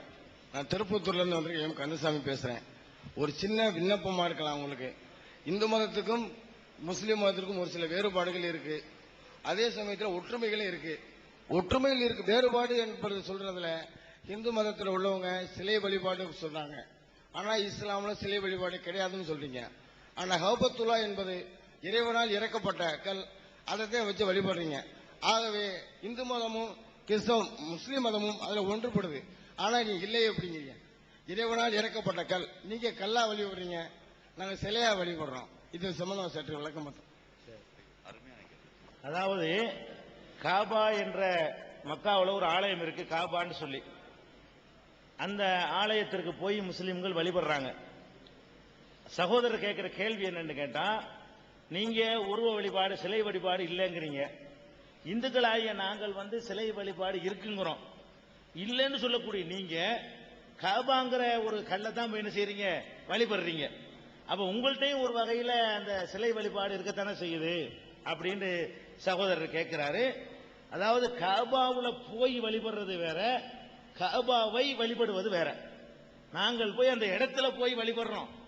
ஒரு பள்ளிவாசல்ல போய் வழிபட்டோம்னு சொன்னா பள்ளிவாசலை வழிபடல, வழிபாடு இடம் பள்ளிவாசல், பள்ளிவாசல்ல இறைவனை வழிபடுறோம். இப்ப தொழுகை நேரம் வந்துருச்சுன்னா இங்க கூட வழிபடுவோம். தொழுகை நேரம் வந்துருச்சுன்னா இந்த இடத்திலிருந்து கடவுளை நாங்கள் வழிபடுவோம். இந்த இடத்துல இருந்து வழிபடுறதுனால இந்த இடத்தை வழிபட்டோம் நம்ம எடுத்துக்கிற கூடாது. ஏதாவது ஒரு இடத்துல நின்று தான் வழிபடணும். அதனால காபாவை கடவுள்னு நாங்க நினைக்கல. காபா என்ற கல்லு எங்களுக்கு வறுமையை போக்கும், எங்களுக்கு செல்வத்தை தரும், நாங்கள் பேசுறதை அறிந்து கொள்ளும், அப்படி நாங்க நம்ப கூடாது. அதாவது முதல்ல கட்டப்பட்ட ஆலயம் காபா என்று நாங்கள் நம்புறோம். முஸ்லிம்களாக எங்க நம்பிக்கைப்படி கடவுளை வணங்குவதற்காக உலகத்திலேயே முதலில் எழுப்பப்பட்ட ஆலயம் காபா. முதல்ல எழுப்பப்பட்ட ஆலயத்தில் போய் ஒரு தடவை கடவுளை வழிபட்டுட்டு வா, இதுதான் கட்டளையே தவிர அது கடவுள் கிடையாது. அது ஒரு கல். இப்போ நாங்க தெளிவா சொல்றோம். ஆனா சிலை வழிபாடு செய்யக்கூடிய நீங்க இது ஒரு சாதாரண கல்லுன்னு சொல்ல முடியாது. இப்ப நாம காபா இப்ப சொல்றோம், காபா ஒரு கல்லு, அதுக்கு ஒரு சக்தியும் கிடையாது, அது நாங்க பேசுறது விளங்காது, எங்களுக்கு எதுவுமே செய்யாது, இப்படி நாங்க சொல்றோம்ல, சொன்ன வழிபடலன்னு அர்த்தம். இப்படி கடவுள்னு நினைத்தவர்களால் சொல்ல முடியாது. நாங்க கடவுள்னு நினைச்சிருந்தோம்னு சொன்னா அதைத்தான் நாங்க வழிபடுறோம்னு சொன்னா இந்த மாதிரி தெளிவாக நாங்க சொல்ல முடியாது. அப்ப இப்போ உமர் என்ற ஒரு இரண்டாவது ஜனாதிபதி, நபிகள் நாயகத்துக்கு அடுத்து அபூபக்கர் ஆட்சிக்கு வர்றாரு, அவருக்கு அடுத்து உமர்னு வர்றாரு. நபிகள் நாயகத்துடைய இரண்டாம் தரத்தில் உள்ள சீடர். அவர் என்ன பண்றாரு, காபா விட்டு நின்று சொல்றாரு, நீ ஒரு கல் என்பது எனக்கு நன்றாகவே தெரியும். சொல்லிட்டு தான் அவர் என்ன செய்யறாரு, அதுல போய் வழிபாடு நடத்துறாரு. அப்ப அதை நாங்க கடவுள்னு நினைக்கவே இல்லை, நினைக்க கூடாது. ஒரு முஸ்லீம் நினைச்சானா இஸ்லாத்துக்கு போயிருவான். அது வழிபடுறதுக்குரிய முத கட்டப்பட்ட ஒரு ஆலயம், அவ்வளவுதானே தவிர அதுக்கு எந்த விதமான கடவுள் தன்மையோ அம்சமோ கிடையாது, அதுக்கு வழிபாடும் கிடையாது, அதை நாங்க கும்பிடுறது கிடையாது. அங்க இருந்து கொண்டு அல்லாஹ்வை கும்பிடுறோம். அதான் வேற அங்கே கொடுங்க கேளுங்க. அது நீ சொல்றதை ஒத்துக்கிட்டாங்க. அந்த இந்தியாவில் இருக்கிறவங்க மேற்கு நோக்கி தொழுவுறீங்க, அதே மாதிரி ஒவ்வொரு நாட்டுக்காரங்களும் ஒரு ரவுண்டா இருந்து அந்த காபா கல்லை நோக்கி தானே தொழுவுறீங்க. உலகத்தில இருந்து எந்த இருந்தாலும் அதனுடைய அமைப்பு ரவுண்டா வச்சு ஒவ்வொரு நாடுகளையும் ஒவ்வொரு வழியில் இருந்தாலும், ஆனா நோக்கி இருக்கிறது அந்த நீங்க கும்பிடக்கூடியது அந்த காபா கல்லு இதுதானே, ஒரு இதுதானே. இந்தியாவிலிருந்து மேற்கு நோக்கி தொழுறாங்க. அதே மாதிரி ஒவ்வொரு நாடுகளில் இருந்தும் தொழுவக்கூடிய டைவர்ஷன் அந்த நீங்க அந்த இதுக்கு முதல்ல சொன்னீங்களே, இறைவனால் இறக்கப்பட்ட கல் அப்படின்னு சொல்றீங்களே, அதை தானே நோக்கி தொழுகிறீங்க. நாங்க சிலையா வடிச்சிருக்கோம், நீ அந்த கல்லை கல்லா வச்சிருக்கீங்க. அதாவது உலகத்தில் உள்ள எல்லா முஸ்லீமுமே காபாவை நோக்கி தான் தொழுகிறோம் இன்னைக்கும். இப்ப நம்ம மேற்க நம்ம நோக்குறோம்னு வைங்க, இந்தியாவுக்கு மேற்க காபா இருக்குது, அதனால முஸ்லீம்கள் மேற்க தொழுகிறாங்க. வேற நாடுகளில் இருக்கிறவங்க கிழக்க தொழுவாங்க, அவங்களுக்கு கிழக்க இருக்கும் காபா. இன்னும் சில நாளில் இருக்கிறவங்க வடக்க தொழுவாங்க, தெற்க தொழுவாங்க. காபா மையமா வச்சு இப்படி இருக்கிறவர்கள் இப்படி தொழுவாங்க, அப்படி இருக்கிறவர்கள் இப்படி தொழுவாங்க, இந்த பக்கம் இருக்கிறவங்க இப்படி தொழுவாங்க, இந்த பக்கம் இருக்கிறவங்க இப்படி தொழுவாங்க. இதுதான் உண்மை. அவர் என்ன கேட்கிறாரு, எங்க இருந்தாலும் அதைத்தான் நோக்குறீங்க, அதைத்தானே வழிபடுறீங்கன்னு திரும்பவும் என்ன செஞ்சாரு, அதையே தான் அவர் கேட்கிறாரு. நான் என்ன சொல்றேன், எதையாவது நோக்கித்தான் ஆகணும். ஒன்றையும் நோக்காமல் ஒரு மனிதன் இருக்க முடியுமா? இப்ப நீங்க என்னைய நோக்குறீங்க, நான் உங்களை நோக்குறேன், உன்னையும் நோக்காம ஒண்ணு காட்டுங்க பார்ப்போம். எதையாவது ஒன்றை நோக்காத ஒரு நிலை கிடையாது. மனிதன் என்று சொன்னால் அவன் என்னத்தையாவது நோக்கித்தான் ஆகணும். எதையாவது நோக்கிறதுக்கு பதிலா உலகத்தில் எழுப்பப்பட்ட முதல் ஆலயத்தை நோக்கு, அந்த ஒன்றுக்குத்தான் நோக்குறோமே தவிர கடவுள் என்று நினைப்பது என்பது வேறு, ஒன்றை நோக்குவது என்பது வேறு. நீங்க என்னை நோக்குறீங்க, என்னை கும்பிடுறீங்கன்னு அர்த்தமா? நான் உங்களை நோக்குறேன், உங்களை வழிபடுறேன்னு அர்த்தமா? ஒன்றை நோக்குவது என்பது வேறு, கடவுள் நினைச்சுக்கிட்டு நோக்குறது என்பது வேறு. இப்ப சிலை வழிபாடு நடத்தும் போது அதை கடவுள் நினைச்சுக்கிட்டு தான் நம்ம என்ன செய்யறோம், பண்றோம். அவரை காணிக்க செலுத்துறோம், நம்ம குறையை தீக்குவார் நினைக்கிறோம். அப்படி நினைக்கிறது அந்த மதத்தை நம்பிக்கை, அதை நான் விமர்சிக்க வரல. முஸ்லீம்கள் நாங்க அப்படி செய்யறது இல்ல. காபாவை நோக்கினாலும் காபா என்பது ஒரு யூனிஃபார்முக்காகத்தான். எல்லாம் ஒரே ஒரு பள்ளிவாசல்ல போய் நின்றுகிட்டு ஒருத்தர் இப்படி இருந்தாருன்னா அசிங்கமா இருக்கும். ஒரு யூனிஃபார்ம், ஒரு ஒழுங்கு வரணும்னு சொன்னா எதையாவது ஒரு பக்கத்தை நோக்கி தான் ஆகணும். அப்படி மேல இருந்து ஆகாயத்திலிருந்து பார்த்தா அந்த ரவுண்டா அந்த காட்சி இருக்கும், தொழக்கூடிய காட்சி. அதுக்காக வேண்டிதான் நோக்குறமே தவிர நோக்கிறது உண்மை ஆள வழிபடல. ஒரு திசை வேணும், ஏதாவது ஒரு பக்கம் தான் நோக்க முடியும். ஒரே பக்கமா திரும்பினால் ஒரு ஒருமைப்பாடு கிடைக்கும், ஒரு யூனிட் கிடைக்கும், ஒரு ஒழுங்கு கிடைக்கும். அதுக்குத்தானே தவிர இப்போ அடிச்சு சொல்றோம், அது எல்லாரும் நாங்க நோக்குனாலும் அது கடவுள் இல்ல, அதுக்கு ஒரு சக்தியும் இல்ல, அது எங்களுக்கு ஒண்ணுமே செய்ய முடியாது. காபா என்ற அந்த ஆலயம் எங்களுக்கு எதுவுமே செய்ய முடியாது என்று இவ்வளவு தெளிவா சொன்ன பிறகு எப்படி வழிபாடுன்னு சொல்ல முடியும்? இவ்வளவு தெளிவா அறிவிக்கிறவங்க எல்லாரும் சொல்லுவாங்களே, எல்லா முஸ்லீம் சொல்லுவாங்க அது ஒரு கடவுள் இல்ல, அதுக்கு ஒரு சக்தியும் இல்ல, அதை நோக்குமாறு கடவுள் கட்டளை இட்டு இருக்கிறார், அதனால நோக்குறோம், அவ்வளவுதான், அதுக்கு ஒண்ணும் கிடையாது. நான் தர்மராஜன், திருப்பத்தூர்ல ஆட்டோ டிரைவரா இருக்கேன். காபாவுக்கு ஒண்ணுமே சக்தி இல்லை, நீங்க குறிப்பா அதை ஏன் 7 ரவுண்ட் அடிக்கிறீங்க? 6 ரவுண்ட் அடிக்கலாம்ல, இல்ல 8 ரவுண்ட் அடிக்கலாம்ல? காபாவை சுத்தி ஏன் சார் 7 ரவுண்ட் அடிக்கிறீங்க? அதாவது காபா என்ற அந்த ஆலயத்தை 7 தடவை சுற்றி வலம் வருவார்கள். ஏன் 7 8 ரவுண்ட் அடிச்சா என்ன அவர் கேட்கிறாரு.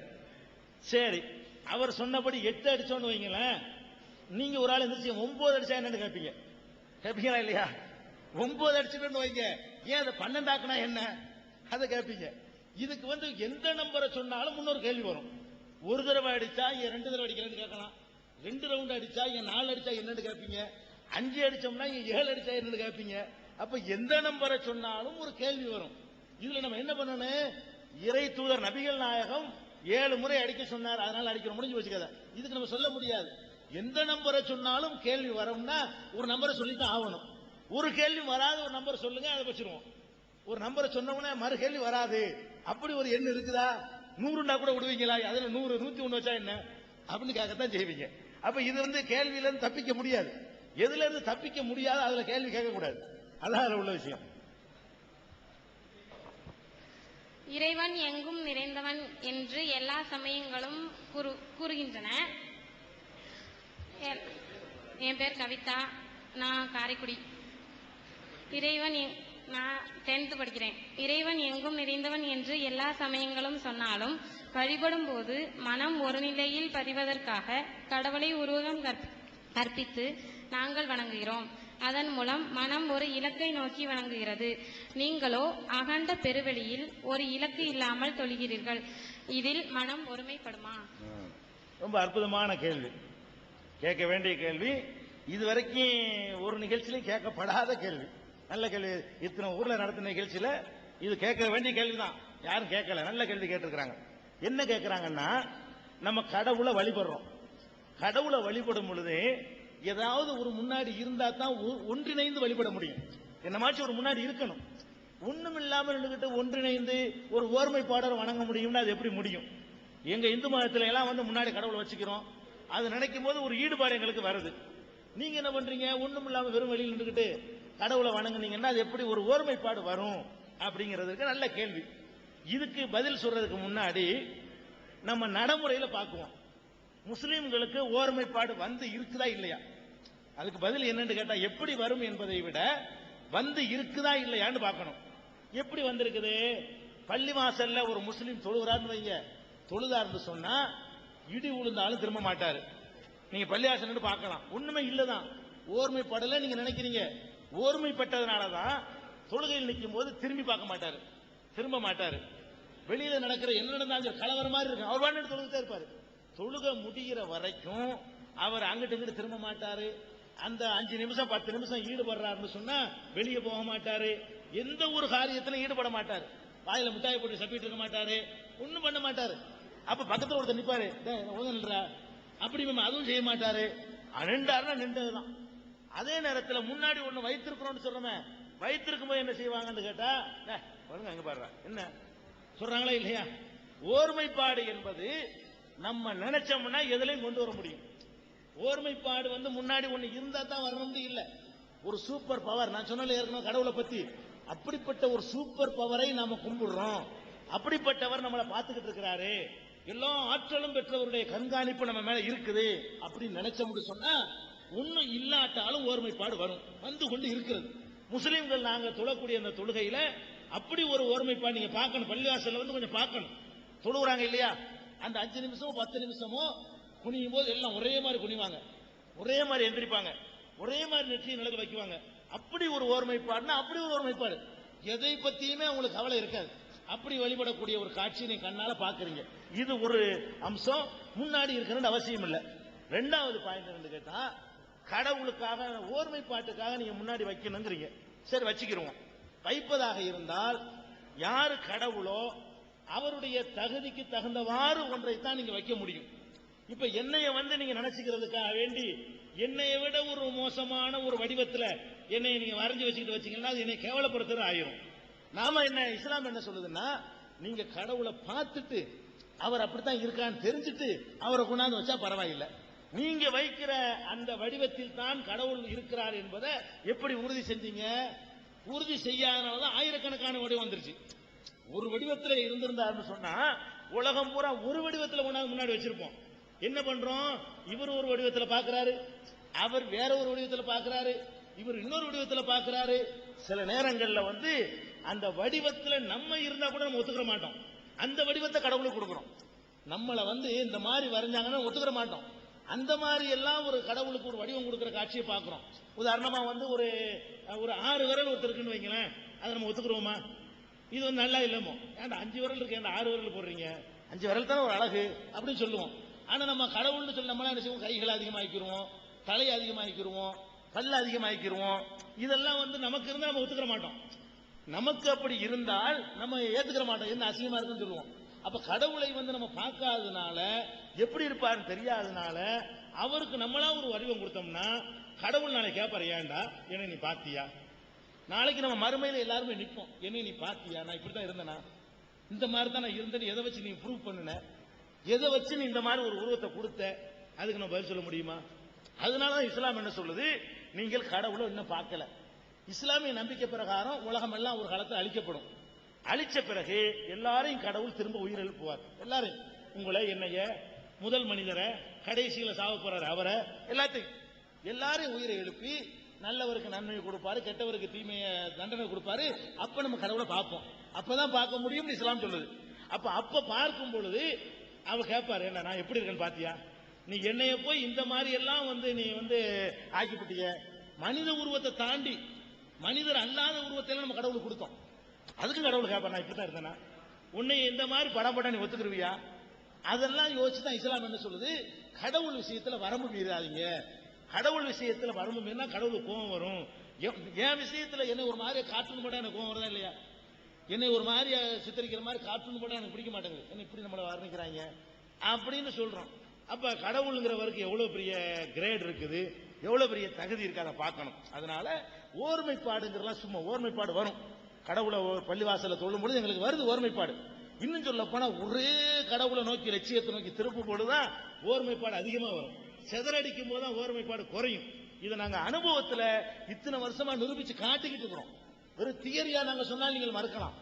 பிராக்டிக்கலாக ஓர்மைப்பாடு இருக்குது என்பதை நிரூபித்து காட்டின காரணத்தினால அதுல மறுகேள்வி கேட்க முடியாது. என் பெயர் கோபி. இருக்காது. இளையான்குடி அருகில் உள்ள ஆலிமறை கிராமத்தை சேர்ந்தவன். காலேஜ் படிச்சுக்கிட்டு இருக்கேன். இஸ்லாமியர் ஒருவர் சந்திக்கும் பொழுது சலாம் சொல்றிய, அது மாதிரி இந்து சந்திக்கும் பொழுது சலாம் சொல்லலாம் என்ன விளங்கலையா? சலாம் சொல்வதா? அதாவது இந்துக்களை அதாவது முஸ்லீமை சந்திக்கிறப்ப சலாம் சொல்லிக்கிறீங்களா, ஏன் இந்துவை சந்தித்தா அதை சொல்லக்கூடாதா அப்படின்னு கேட்கிறேன். சரி, அதாவதுங்க சலாம் என்றால் சாந்தி என்று அர்த்தம். அஸ்ஸலாமு அலைக்கும்னா உங்கள் மீது சாந்தி உண்டாகட்டும் அப்படின்னு அர்த்தம். என்னுடைய உரையை நான் ஆரம்பிக்கும் பொழுது இந்து சகோதரர்களுக்கு தான், இந்து கிறிஸ்துவ சகோதரர்களுக்கு தான் நிகழ்ச்சி நடத்துறோம். உங்களுக்கு நான் அஸ்ஸலாமு அலைக்கும் சொல்லி அதுக்கு தமிழ் அர்த்தம் சொல்லி தான் நான் ஆரம்பிச்சேன். சொல்லக்கூடாது எல்லாருக்கும் சொல்லணும். ஏன்னா சாந்திங்கிறது எல்லாருக்கும் வேணும். முஸ்லீமுக்கு தான் சொல்லணுங்கிறது ஒன்றும் சட்டம் கிடையாது. சாந்தி தேவைப்படாதவன் யாரு? எல்லாருக்கும் சாந்தி, மன அமைதி, நிம்மதி வேணும். இன்னும் சொல்ல போனா உலகத்துல இருக்கிற முகமன்லைய இந்த ஒருத்தர் சந்திக்கும் போது வாழ்த்து கூறுறமே, அவைகள்ல இந்த அஸ்ஸலாமு அலைக்கும் நிகரான ஒரு சாந்தி கிடையாது, ஒரு முகமன் கிடையாது. இப்ப மேற்கத்திய கலாச்சாரத்தில் நம்ம மூழ்கின பிறகு என்ன பண்றோம், அவர்கள் சொல்ற மாதிரி குட் மார்னிங்கிறோம் அல்லது குட் ஈவினிங்கிறோம். இந்த குட் நைட் இருந்து கடைசியா சந்திக்கும் போது சொல்றோம். இதான் ஒருத்தர் இதான் இப்ப பழக்கமா போச்சு. தமிழர்களாகி நம்மள்ட்ட கூட நினைஞ்சிருச்சு, இது வந்துருச்சு. இது நல்லதா இருந்தா எடுத்துக்கலாம். இது எல்லா நேரத்திலையும் சொல்ல முடியுமா? உங்க வீட்டுல ஒருத்தர் இறந்து போயிட்டாரு, பொண்டாட்டி இறந்து கிடக்குறா, புருஷன் இறந்து கிடக்குறான், குட் மார்னிங், நல்ல காலை. நல்ல காலையா அது? புருஷன் செத்து போனது நல்ல காலையா? பொண்டாட்டி செத்தது நல்ல காலை பொழுதா, சாயந்தரத்துல செத்து போயிட்டாரு, குட் ஈவினிங் அது, அதை ஒத்துக்கிற முடியுமா? எல்லா நேரத்திலும் சொல்ல முடியுமா? முடியாது. 1 லட்சம் ரூபாய் நஷ்டப்பட்டு உட்கார்ந்துட்டு இருப்பான், நல்ல காலை பொழுது உண்டாகட்டும். என்னடா நல்ல காலையா? 1 கோடி ரூபாய் நஷ்டம்டா எனக்கு, நல்ல காலை பொழுதுங்கிற கேட்பானா இல்லையா? இது எல்லா நேரத்திலும் யூஸ் பண்ண முடியல, ஆனா யூஸ் பண்ணிக்கிட்டு இருக்கிறோம். வணங்குதா? அப்ப இது நல்ல நல்ல நேரத்தில் இருக்கிறான் அவனுக்கு மட்டும் தான் சொல்ல முடியும். கெட்ட நிலையில பாதி பேர் இருப்பான், 50-50 அப்படித்தான் இருக்கும், அவனுக்கு சொல்ல முடியாது. அதே மாதிரி நம்ம வணங்குறோம், வணக்கம்ங்கிறோம், நமஸ்காரங்கிறோம், நமஸ்தேங்கிறோம். இதெல்லாம் ஒரு மனிதனுடைய சுயமரியாதையை குறைக்கிறது. நீங்க அவனை போய் வணங்குறிய? உங்களை மாதிரி ஒரு மனுஷன் போய் மனுஷனுக்கு ஒர்ஷிப் பண்ணலாமா? வணக்கம்னா ஒர்ஷிப் தானே, வணங்குறது வழிபடுறது தானே. அப்ப இவரை போய் என்ன செய்வார்? வணக்கம் கும்பிடுறாங்க, நீ ஏன் மனுஷனுக்கு கும்பிடணும்? ஒருத்தருக்கு சந்திக்கும் போது ஈக்குவலா நின்று பேசுவியா? இவர் வாத்தியார் போய் இப்படி பாரு, வாத்தியார் திருப்பி கும்பிட மாட்டாரு, அப்படி பாரு. போலீஸ்காரரு இன்ஸ்பெக்டர் போய் கும்பிடுறேன் பாரு, வணக்கம் சொல்லுவாரு, அவர் தலையாட்டி ஏத்துக்குவாரு. ஈக்குவாலிட்டி அங்க இல்ல, சமத்துவம் இல்ல. ஒருத்தன் அடிமையாகவும் ஒருத்தன் ஆண்டானாவும் தான் அங்க காட்டப்படுறான். இதா இருக்கு. ரொம்ப நண்பர்களுக்கு மத்தியில 2 பேரும் வணக்கம் திருப்பி திருப்பி சொல்லிக்குவாங்க. உயர்ந்தவன் தாழ்ந்தவனுக்கு மத்தியில சொல்லும் பொழுது இவன் சொல்லுவான், அவன் ஏத்துக்குவான். இவன் வணக்கமா, அவர் வணக்கம் சொல்லிடக்கூடாது, அவர் தரது அவரு கிரேடு குறைஞ்சு போயிடும் அவருக்கு. இந்த அஸ்ஸலாமு அலைக்கும் இருக்கு பாருங்க, அது என்ன இளவு வீடு இருக்குது, உங்கள் மீது சாந்தி உண்டாகட்டும், சாந்தி தானே வேணும் அவனுக்கு. ஒருத்தர் செத்து கிடக்கிறாருங்க, அந்த வீட்லயும் போய் என்ன செய்யலாம்? சாந்தி உண்டாகட்டும், அதானே வேணும், சாந்தி உண்டாகட்டும். கல்யாண வீடு, சாந்தி உண்டாகட்டும். நஷ்டப்பட்டு போச்சு, சாந்தி உண்டாகட்டும். லாபம் கிடைச்சு போச்சு, சாந்தி உண்டாகட்டும். எல்லாத்துக்கும் தனியா ஆம்பளை பொம்பளைக்கு சொல்லலாம், பொம்பளை ஆம்பளைக்கு சொல்லலாம், அண்ணன் தம்பிக்கு சொல்லலாம், தம்பி அண்ணனுக்கு சொல்லலாம், வாத்தியார் மாணவனுக்கு சொல்லலாம், மாணவன் வாத்தியாருக்கு சொல்லலாம், தலைவர் தொண்டருக்கு சொல்லலாம், தொண்டர் தலைவருக்கு சொல்லலாம், ராத்திரில சொல்லலாம், பகல்ல சொல்லலாம், எப்பவும் சொல்லலாம். எவ்வளவு அழகான ஒரு அற்புதமான. ஏன் ஒருத்தருக்கு சாந்தியை வேண்ட மாட்டேங்கிறோம்? ஒருத்தருக்கு சாந்தி வேண்டுறோம். நீனும் பெருசு இல்ல, நானும் பெருசு இல்ல, நான் உனக்கு சாந்தியை வேண்டும், நீ எனக்கு சாந்தியை வேண்டும், போ, நம்ம எல்லாம் சமம் தான், ஈக்குவாலிட்டி, 2 பேரும் சமம். நீ பெரிய கிரேடு உனக்கு ஏறி போயிடல, எனக்கு இறங்கி போயிடல. அப்படிங்கிற அடிப்படையில் இந்த அஸ்ஸலாமு அலைக்கும் என்பது ஒரு அற்புதமான வார்த்தை. அஸ்ஸலாமு அலைக்கும்னா உங்கள் மீது சாந்தி உண்டாகட்டும். திருப்பி அவர் என்ன சொல்லணும்? அலைக்கும் மாத்தி போட்டுக்கணும், அலைக்கும் அஸ்ஸலாம், உங்கள் மீது உண்டாகட்டும், சாந்தி உண்டாகட்டும். திருப்பி சமமா சொல்றாரு, உங்கள் மீது சாந்தி உண்டாகட்டும், உங்கள் மீதும் சாந்தி உண்டாகட்டும். இது எல்லாருக்கும் சொல்லலாம். இது எல்லாரும் இதை நல்லதை எல்லாரும் கடைபிடிச்சுக்கணும். எங்க நல்லது இருக்குதோ அதை யாம் பெற்ற இன்பம் பெருகை வையகம்னு சொல்லுவாங்க. இந்த இன்பத்தை எல்லாரும் பெறக்கூடிய வகையில் நம்ம நடந்துகிட்டா நல்லதுதான். அதாவது தாங்கள் சொல்வது சரி, இருந்தாலும் இந்துக்களாகிய நாங்கள் முஸ்லீமை பார்க்கும் பொழுது, அந்த வார்த்தையை உபயோகிக்கும் பொழுது நாங்கள் மட்டும்தான் சொல்ல வேண்டும் என சிலர் கூறுகிறார்கள். நீங்கள் பொதுவாக சாந்தி என்று கூறுகிறீர்கள், அது சரியான வார்த்தை. இருந்தாலும் அப்போ அஸ்ஸலாமு அலைக்கும் அப்படின்னா போட தாயமா நீ என்ன சொல்றது அப்படின்னு கேட்கிற ஆளுங்க இருக்காங்க. எது அது நாங்களும் சொல்லணும், நாங்க அது நீ சொல்லக்கூடாது அப்படின்னு சொல்றாங்க. ஏன் அது சாந்திங்கிற எல்லாரும் சொன்னாங்க, ஏன் அதுக்கு ஏன் அலைக்கும் சலாம் ஏன் சொல்லக்கூடாது? சொல்லலாம் இல்லையா? அதை மட்டும் நீங்க தாராளமா எல்லாரும் சொல்லணும்னு சொல்லி மட்டும் நீங்க அறிவுரை சொல்லணும். அழகான கேள்வி கேட்கறீங்க. இப்ப நான் உங்களை மட்டும் வச்சுக்கிட்டு சொல்லல, முஸ்லிம்களை வச்சுக்கிட்டு தான் சொல்றேன். அவர்கள் கடைபிடிச்சுக்குவாங்க, தெரியாம அப்படி செய்யறாங்க.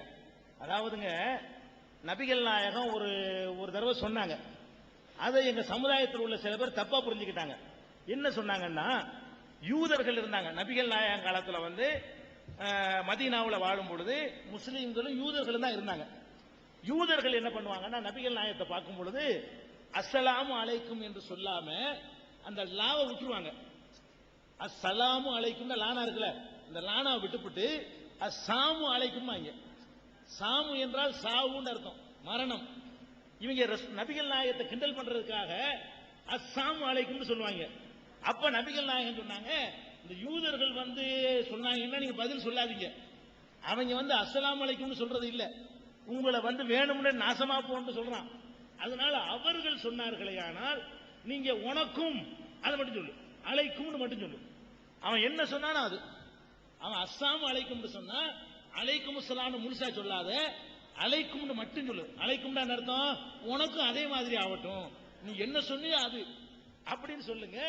ஏன் அப்படி சொல்லுங்க கேட்டா, அவர்கள் அஸ்ஸலாமு அலைக்கும் என்று சொல்லாம வேண்டும் என்று அஸ்ஸாமு அலைக்கும் என்று சொல்கிறார்கள். இது நபிகள் நாயகம் சொன்னது. இப்ப எதுக்கு சொல்ல வேணாம் நாங்க விளங்கி போச்சா? ஒழுங்கா சொல்ற ஆளுக்கு சொல்லல, வேணும்னு நபிகள் நாயகத்தை ஒரு கிண்டல் பண்றதுக்காக வேண்டி சொன்னவர்களுக்காக நீங்கள் சொல்லாதீர்கள் சொன்னாங்களே தவிர மற்ற ஒழுங்கு அஸ்ஸலாமு அலைக்கும் சொல்றவங்களுக்கு சொல்லல. நீங்க அஸ்ஸலாமு அலைக்கும் அன்போட சகோதரத்துவமா நீங்க சொல்லும் பொழுது எப்படி நான் அலைக்கும் அஸ்ஸலாம் சொல்லாம இருக்க முடியும்? உங்களை கண்டா நான் எப்படி அஸ்ஸலாமு அலைக்கும் நான் சொல்லாம இருப்பேன்? உங்களை கண்டா ஏன் சொல்லாம இருப்பேன்னு கேட்டா நீங்க அதுக்கு ஒருவேளை பதில் சொல்லாம இருந்தா என்ன செய்யறது? அதனால நீங்க சொல்லிட்டீங்கன்னா நல்லா சொல்லிடுவேன். நான் உங்களுக்கு ஆண்டோட அஸ்ஸலாமு அலைக்குங்கிறேன்னு வைங்களேன், இவன் என்னடா இவன் நம்ம போய் அஸ்ஸலாமு அலைக்குங்கிறான் அப்படி நீங்க நினைச்சிடக்கூடாதுங்கிறதுக்காக நான் தவிர்க்கலாம். நீங்க அஸ்ஸலாமு அலைக்கும் சொல்லிட்டீங்கன்னா நான் அலைக்கும் அஸ்ஸலாம் சொல்லணுமா இல்லையா? சொல்லத்தான் வேணும். யார் அதை ஏத்துக்குவாங்களோ அவர்கள்ட்ட சொல்லலாம். அதான் விஷயம். அடுத்து சகோதரர்களுக்கு மேல உள்ள சகோதரர்களுக்கு ஒரு அன்பான வேண்டுகோள். பின்னாடி உள்ளவங்க எல்லாம் கொஞ்சம் பேசிக்கிட்டே இருக்கீங்க. இங்க பின்னாடி இங்க டிஸ்டர்பன்ஸ் ஆகுது. பேசுறாந்தா வெளியில போய் பேசிருங்க. நிறைய இடம் இருக்கு, வெளியில போங்க. அதே மாதிரி கேள்வி கேட்கறவங்களுக்கும் கை முதல்ல தூக்கணும்னு பார்த்து பார்த்து கொடுத்துக்கிட்டு இருக்கிறேன். அதனாலதான் கொடுக்க வேண்டியதா இருக்கு. நான் யாரையும் பார்த்து கொடுக்கல, யார் தூக்குறீங்களோ கொடுக்குறேன். ஆனா அதனால கொஞ்சம் அப்படியே வரும். என் பெயர் ராமச்சந்திரன். இந்தியாவில் இஸ்லாம் வாளால் பெறப்பட்ட மதம் என்று நான் குற்றம் சாட்டுகிறேன்.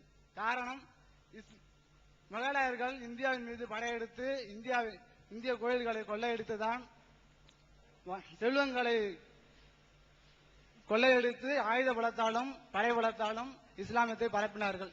காரணம் ரொம்ப அற்புதமான கேள்வி. அதாவது இஸ்லாம் இந்தியாவில் வாளால் தான் பரப்பப்பட்டது என்று அவர் படித்திருக்கிறார். அப்படி நிறைய நூல்கள் எழுதியிருக்கிறாங்க. அதுக்கு சான்றாக கஜினி முகமதுல இருந்து நிறைய மன்னர்கள் நம்ம நாட்டில் படையெடுத்து வந்தாங்க இல்லையா? அந்த படையெடுத்து வந்ததை எல்லாம் காரணமா காட்டி இஸ்லாம் வாளால தான் பரப்பப்பட்டுச்சு, வாளால தான் மிரட்டி பரப்பப்பட்டுச்சு அப்படின்னு கேட்கிறாங்க. இது கேட்க வேண்டிய கேள்வி. முதல்ல விளங்கிக்கிறனுங்க, ஒரு பொதுவான ஒரு தத்துவம், எந்த ஒரு கொள்கையையும் வாழ்முனையில பரப்ப முடியாது. இது நீங்க முதல்ல விளங்கிக்கணும். ஒரு கருத்தை அறிவுரையா சொன்னால் நம்ம புள்ள இருக்கிறான், அவனுக்கு போய் மென்மையா சொன்னதான் கேட்பான். கொஞ்சம் அடிச்சு சொன்னோன்னு வைங்க, நமக்கு முன்னாடி இருந்துகிட்டு போய் அங்க போய் வேற மாதிரி செய்வான். இன்னும் டப்பீடி குடிக்கிறேன்னு அடிச்சேன்னு வைங்களேன், உங்க முன்னாடி மட்டும் தான் குடிக்க மாட்டான், வெளியே போய் 2 கட்டு ஊதுவான். இதுதான் நடக்க போகுது. எந்த ஒரு சித்தாந்தத்தையும் மிரட்டி ஒரு பயங்காட்டி கொண்டாந்து சேர்க்க முடியாது. எந்த அளவுக்கு அடக்குறீங்களோ அந்த அளவுக்கு கொதிச்சு வருவான். மனிதனுடைய இயல்பு என்ன தெரியுமா? தன் மீது அதிகாரத்தை பாட்டி திணிக்கப்பட்டுச்சுன்னா அதை எதிர்க்கிறது மனிதனுடைய இயல்பு. நீ கண்டிப்பா திமுகவில் சேரன்னு சொல்லி பாருங்க, சேர மாட்டான். அண்ணா திமுக சேர்ந்து ஆகணும்னு சொல்லி பாருங்க, சேரட்ட என்னடா செய்வ, என்னடா செஞ்சிருவேன் அப்படிதான் கேட்பான். நீ காங்கிரஸ் எல்லாம் சேரணும் உத்தரவு போட சொல்லுங்க பார்ப்போம், சேரவனாச்சு சேர மாட்டான். விரும்பித்தான் ஒரு கொள்கை ஏத்துக்கிற முடியுமே தவிர கட்டாயப்படுத்தி எந்த மதத்தையும், அது இந்து மதமா இருந்தாலும் சரி, கிறிஸ்துவ மதமா இருந்தாலும் சரி, எந்த மார்க்கத்தையுமே கட்டாயப்படுத்தி வாழ்முனையில திணிக்க முடியாது. ரொம்ப வேலை போனவன் கோடியில் ஒருத்தன் இருப்பான், அவன் போயிருவான். இதுதான் யதார்த்தமான ஒன்று, விளைக்கணும்.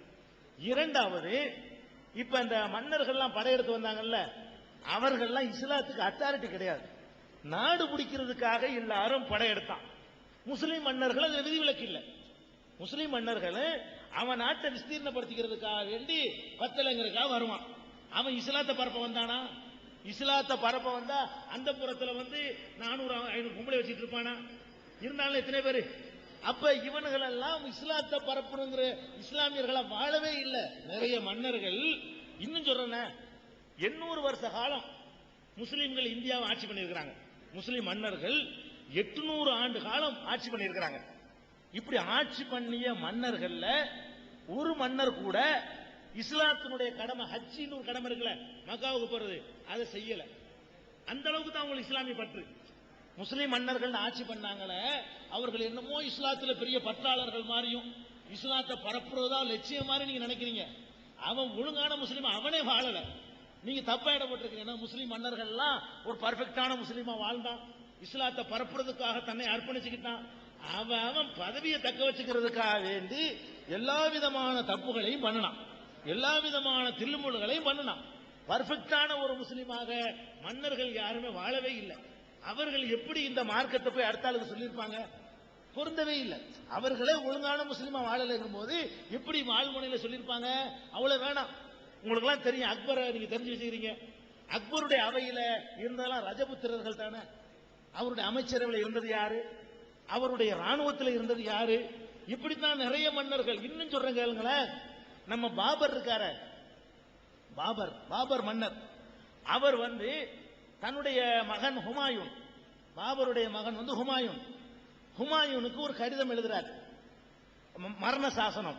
அருமை மகனே, இது பாபர் நாமா என்ற அவருடைய நூல்ல இடம் பெற்றிருக்கிறது. மகனுக்கு சொல்றாரு, அருமை மகனே, நீ வந்து இந்து சகோதரர்கள் பெரும்பான்மையாக வாழக்கூடிய ஒரு நாட்டில இருக்கிறாய், அந்த பொறுப்பை நீ சுமக்க இருக்கிறாய். அவருக்கு அடுத்து அவர் தானே வரப்போறாரு. எனக்கு பிறகு இந்துக்கள் பெருவாரியாக இருக்கக்கூடிய ஒரு நாட்டிலே சுமக்க இருக்கிறாய்.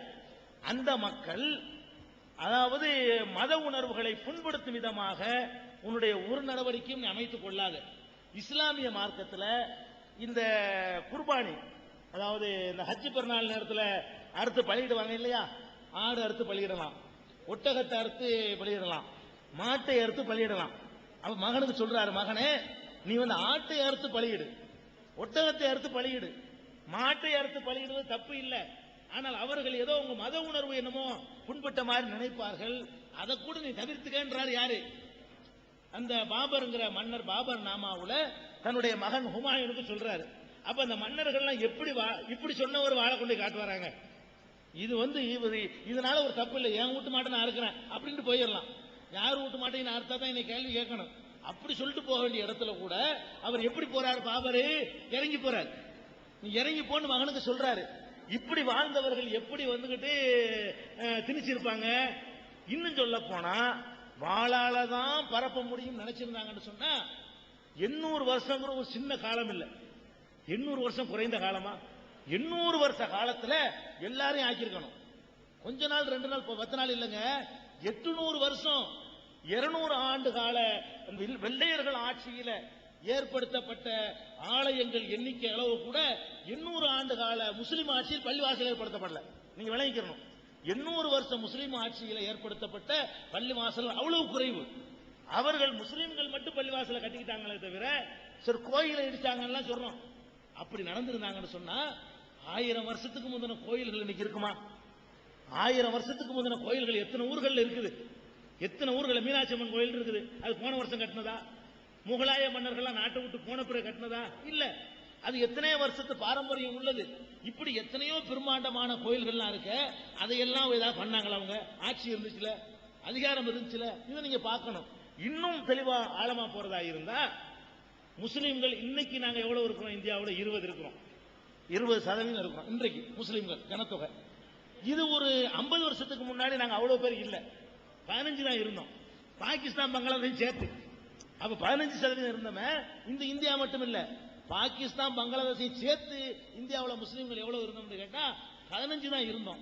அதுக்கு முன்னாடி போனீங்கன்னா 3% இருந்திருப்போம், இல்லாட்டி 2% இருந்திருப்போம். 2% உள்ள ஒரு சமுதாயத்தில் உள்ளவன் இந்த 98% மக்களுக்கு மத்தியில் அருவாளை காட்டி தாயின் மாட்டேலுமா? 2% மக்களா இருக்கிறவன் வந்து மிரட்டி இருந்தான்னா புரட்சி வந்திருக்காதா? அன்னைக்கே அவனை காலி பண்ணிருக்க மாட்டாங்களா? அவன் 800 வருஷம் ஆட்சி பண்ணதே ஆதாரமா இருக்குது. அப்படி வேலை அவன் செய்யலங்கிறது. அந்த மாதிரி ஒரு வேலையை செஞ்சு இருந்தான்னு சொன்னா இந்துக்கள் எல்லாம் கொதிச்சு போயிருப்போம். கொதிச்சு போய் என்னடா அது என்ன திணிக்கிற, நாட்டில் ஆட்சியை முடிச்சுக்கிட்டு மதத்தையும் திணிக்க பாக்குறியா அப்படின்னு அன்னைக்கு கிளம்பி இருந்தாங்கன்னு வைங்க. அன்னைக்கு வந்து துப்பாக்கிலாம் கிடையாது முகலாயர்கள் வரும்போது, அன்னைக்கு வந்து பீரங்கிலாம் கிடையாது, அருவா கத்தி தான். இந்த சண்டையில வந்து நம்பர் தான் தீர்மானிக்கும். இன்றைக்கு உள்ள காலத்திலேயாவது 10 பேர் 1 கோடி பேர் அடக்கலாம். 10 பேர் கையில 47 வச்சுக்கிட்டு இருந்தான்னு சொன்னா உங்க அம்புட்டு பேரை, நான் ஒருத்தர் துப்பாக்கி இருந்துட்டு வைங்க, உங்க அம்புட்டு பேரை பெட்டிப்பாம ஆக்கிடுவேன். ஏன்? ஒரு ரவுண்டு சுடக்கூடிய துப்பாக்கி கையில இருக்குது. இது இந்த காலம். அந்த காலத்துல வந்து எண்ணிக்கையில தான் வெற்றி தோல்வி. முகலாய மன்னர்களுடைய படை எவ்வளவு பேர்? 1000 பேர் இருப்பான். நீங்க வந்து எவ்வளவு பேர் இருப்பீங்க? பாரதியார் காலத்தில் 30 கோடி இருந்திருக்கணும், அதுக்கு முன்னாடி 10 கோடி பேர் இருந்திருப்பீங்க. 10 கோடி பேர் சேர்ந்து 1000 பேர் போட்டு மிதிச்சா ஒண்ணுக்கு இருந்தாலும் மூணு கடிச்சிடலாம். பெரிய ஆயுதம் தேவையில்லை, மூத்திரம் மேஞ்சு மூணு கடிக்க முடியுங்க. அவ்வளவு சின்ன தொகையில உட்கார்ந்துகிட்டு அவன் நம்மளை மிரட்டினாண்ட ஏத்துக்கிறது அறிவு முடியுமா? மிரட்டினா 800 வருஷம் ஆளை விட்டுருப்பாங்களா? அவன் ஆட்சியில வந்து தக்க வச்சுக்கிறதுக்காக வேண்டி இன்னும் சொல்றாங்க கேளுங்க, ஆட்சிக்கு வரக்கூடிய எவனா இருந்தாலும் சரி அவன் பதவி மட்டும்தான் அவனுடைய இலக்கா இருக்குமே தவிர அவனுடைய கொள்கைகளை எவனாலும் செயல்படுத்த முடியாது. இப்ப கருணாநிதி பகுத்தறிவு இயக்கத்தில் வந்தவர் வந்து அவரால் கடவுள் என்ன சொல்ல முடியுதா? மாத்திட்டார்ல, சொல்ல முடியும் சான்று கேட்டார், முடியாது. அதாவது மக்கள் எப்படி இருக்கிறாங்களோ அப்படி பிஜேபி வந்து ஒரு கொள்கையில் உள்ளது. அவர்கள் வெளியில இருக்கும்போது பள்ளியாசல் நிக்க ஊர்வலம் போனாங்க, இப்ப போய் சொல்லுங்க பார்ப்போம், போக மாட்டாங்க. பதவியில இருக்கும் பொழுது அதை தக்க வைத்துக் கொள்வதில் மாத்திரம் தான் ஒவ்வொருத்தருடைய கவனமும் செல்லும். எந்த கட்சி, உதாரணத்துக்கு நான் பிஜேபி சொல்லிக்கிறேன், காங்கிரஸ் அப்படித்தான், அதிமுக அப்படித்தான். பதவியில உட்கார்ந்துட்டாங்கன்னு சொன்னா அதை தக்க வச்சுக்கணும், நம்ம சம்பாதிக்கணும், நம்ம ஆட்சி பரம்பரை நீடிக்கணும். இதுல மட்டும்தான் கவனம் செலுத்துவானே தவிர தேவையில்லாம ரொம்ப இழுத்து உங்களை பூரா எதிரியாக்கி நாளைக்கு ஆட்சி இழந்துட்டு அம்போன்னு போறதுக்கு எவனும் தயாரா இருக்க மாட்டான். இதுதான் யதார்த்தமானது. அப்படி எல்லாம் ஒரு கொள்கையை வளர்க்க முடியாது. இன்னும் சொல்றேன் கேளுங்களேன், இப்ப ராமநாதபுரம் மாவட்டங்கள்ல எத்தனையோ சகோதரர்கள் இஸ்லாத்தை நோக்கி வர்றாங்க. இப்ப என்ன நாள் நம்ம கையில இருக்குது, பாலை வச்சா மிரட்டுறோம், ஆட்சி இருக்குதா, அதிகாரம் இருக்குதா, இன்னைக்கு வர்றாங்களே. இது யார் மிரட்டினா? விரும்பி வர்றது. அவங்க தான் பார்த்தாங்க நல்ல கொள்கையா இருக்குது, அண்ணன் தம்பியா பழகுறாங்க, சகோதரத்துவமா இருக்கிறாங்க அப்படின்னு சொல்லி வந்ததுதானே தவிர வேற ஒண்ணும் இப்படி எல்லாம் வந்தது கிடையாது, முடியாது. அதான் விஷயம். அடுத்த கேள்வி.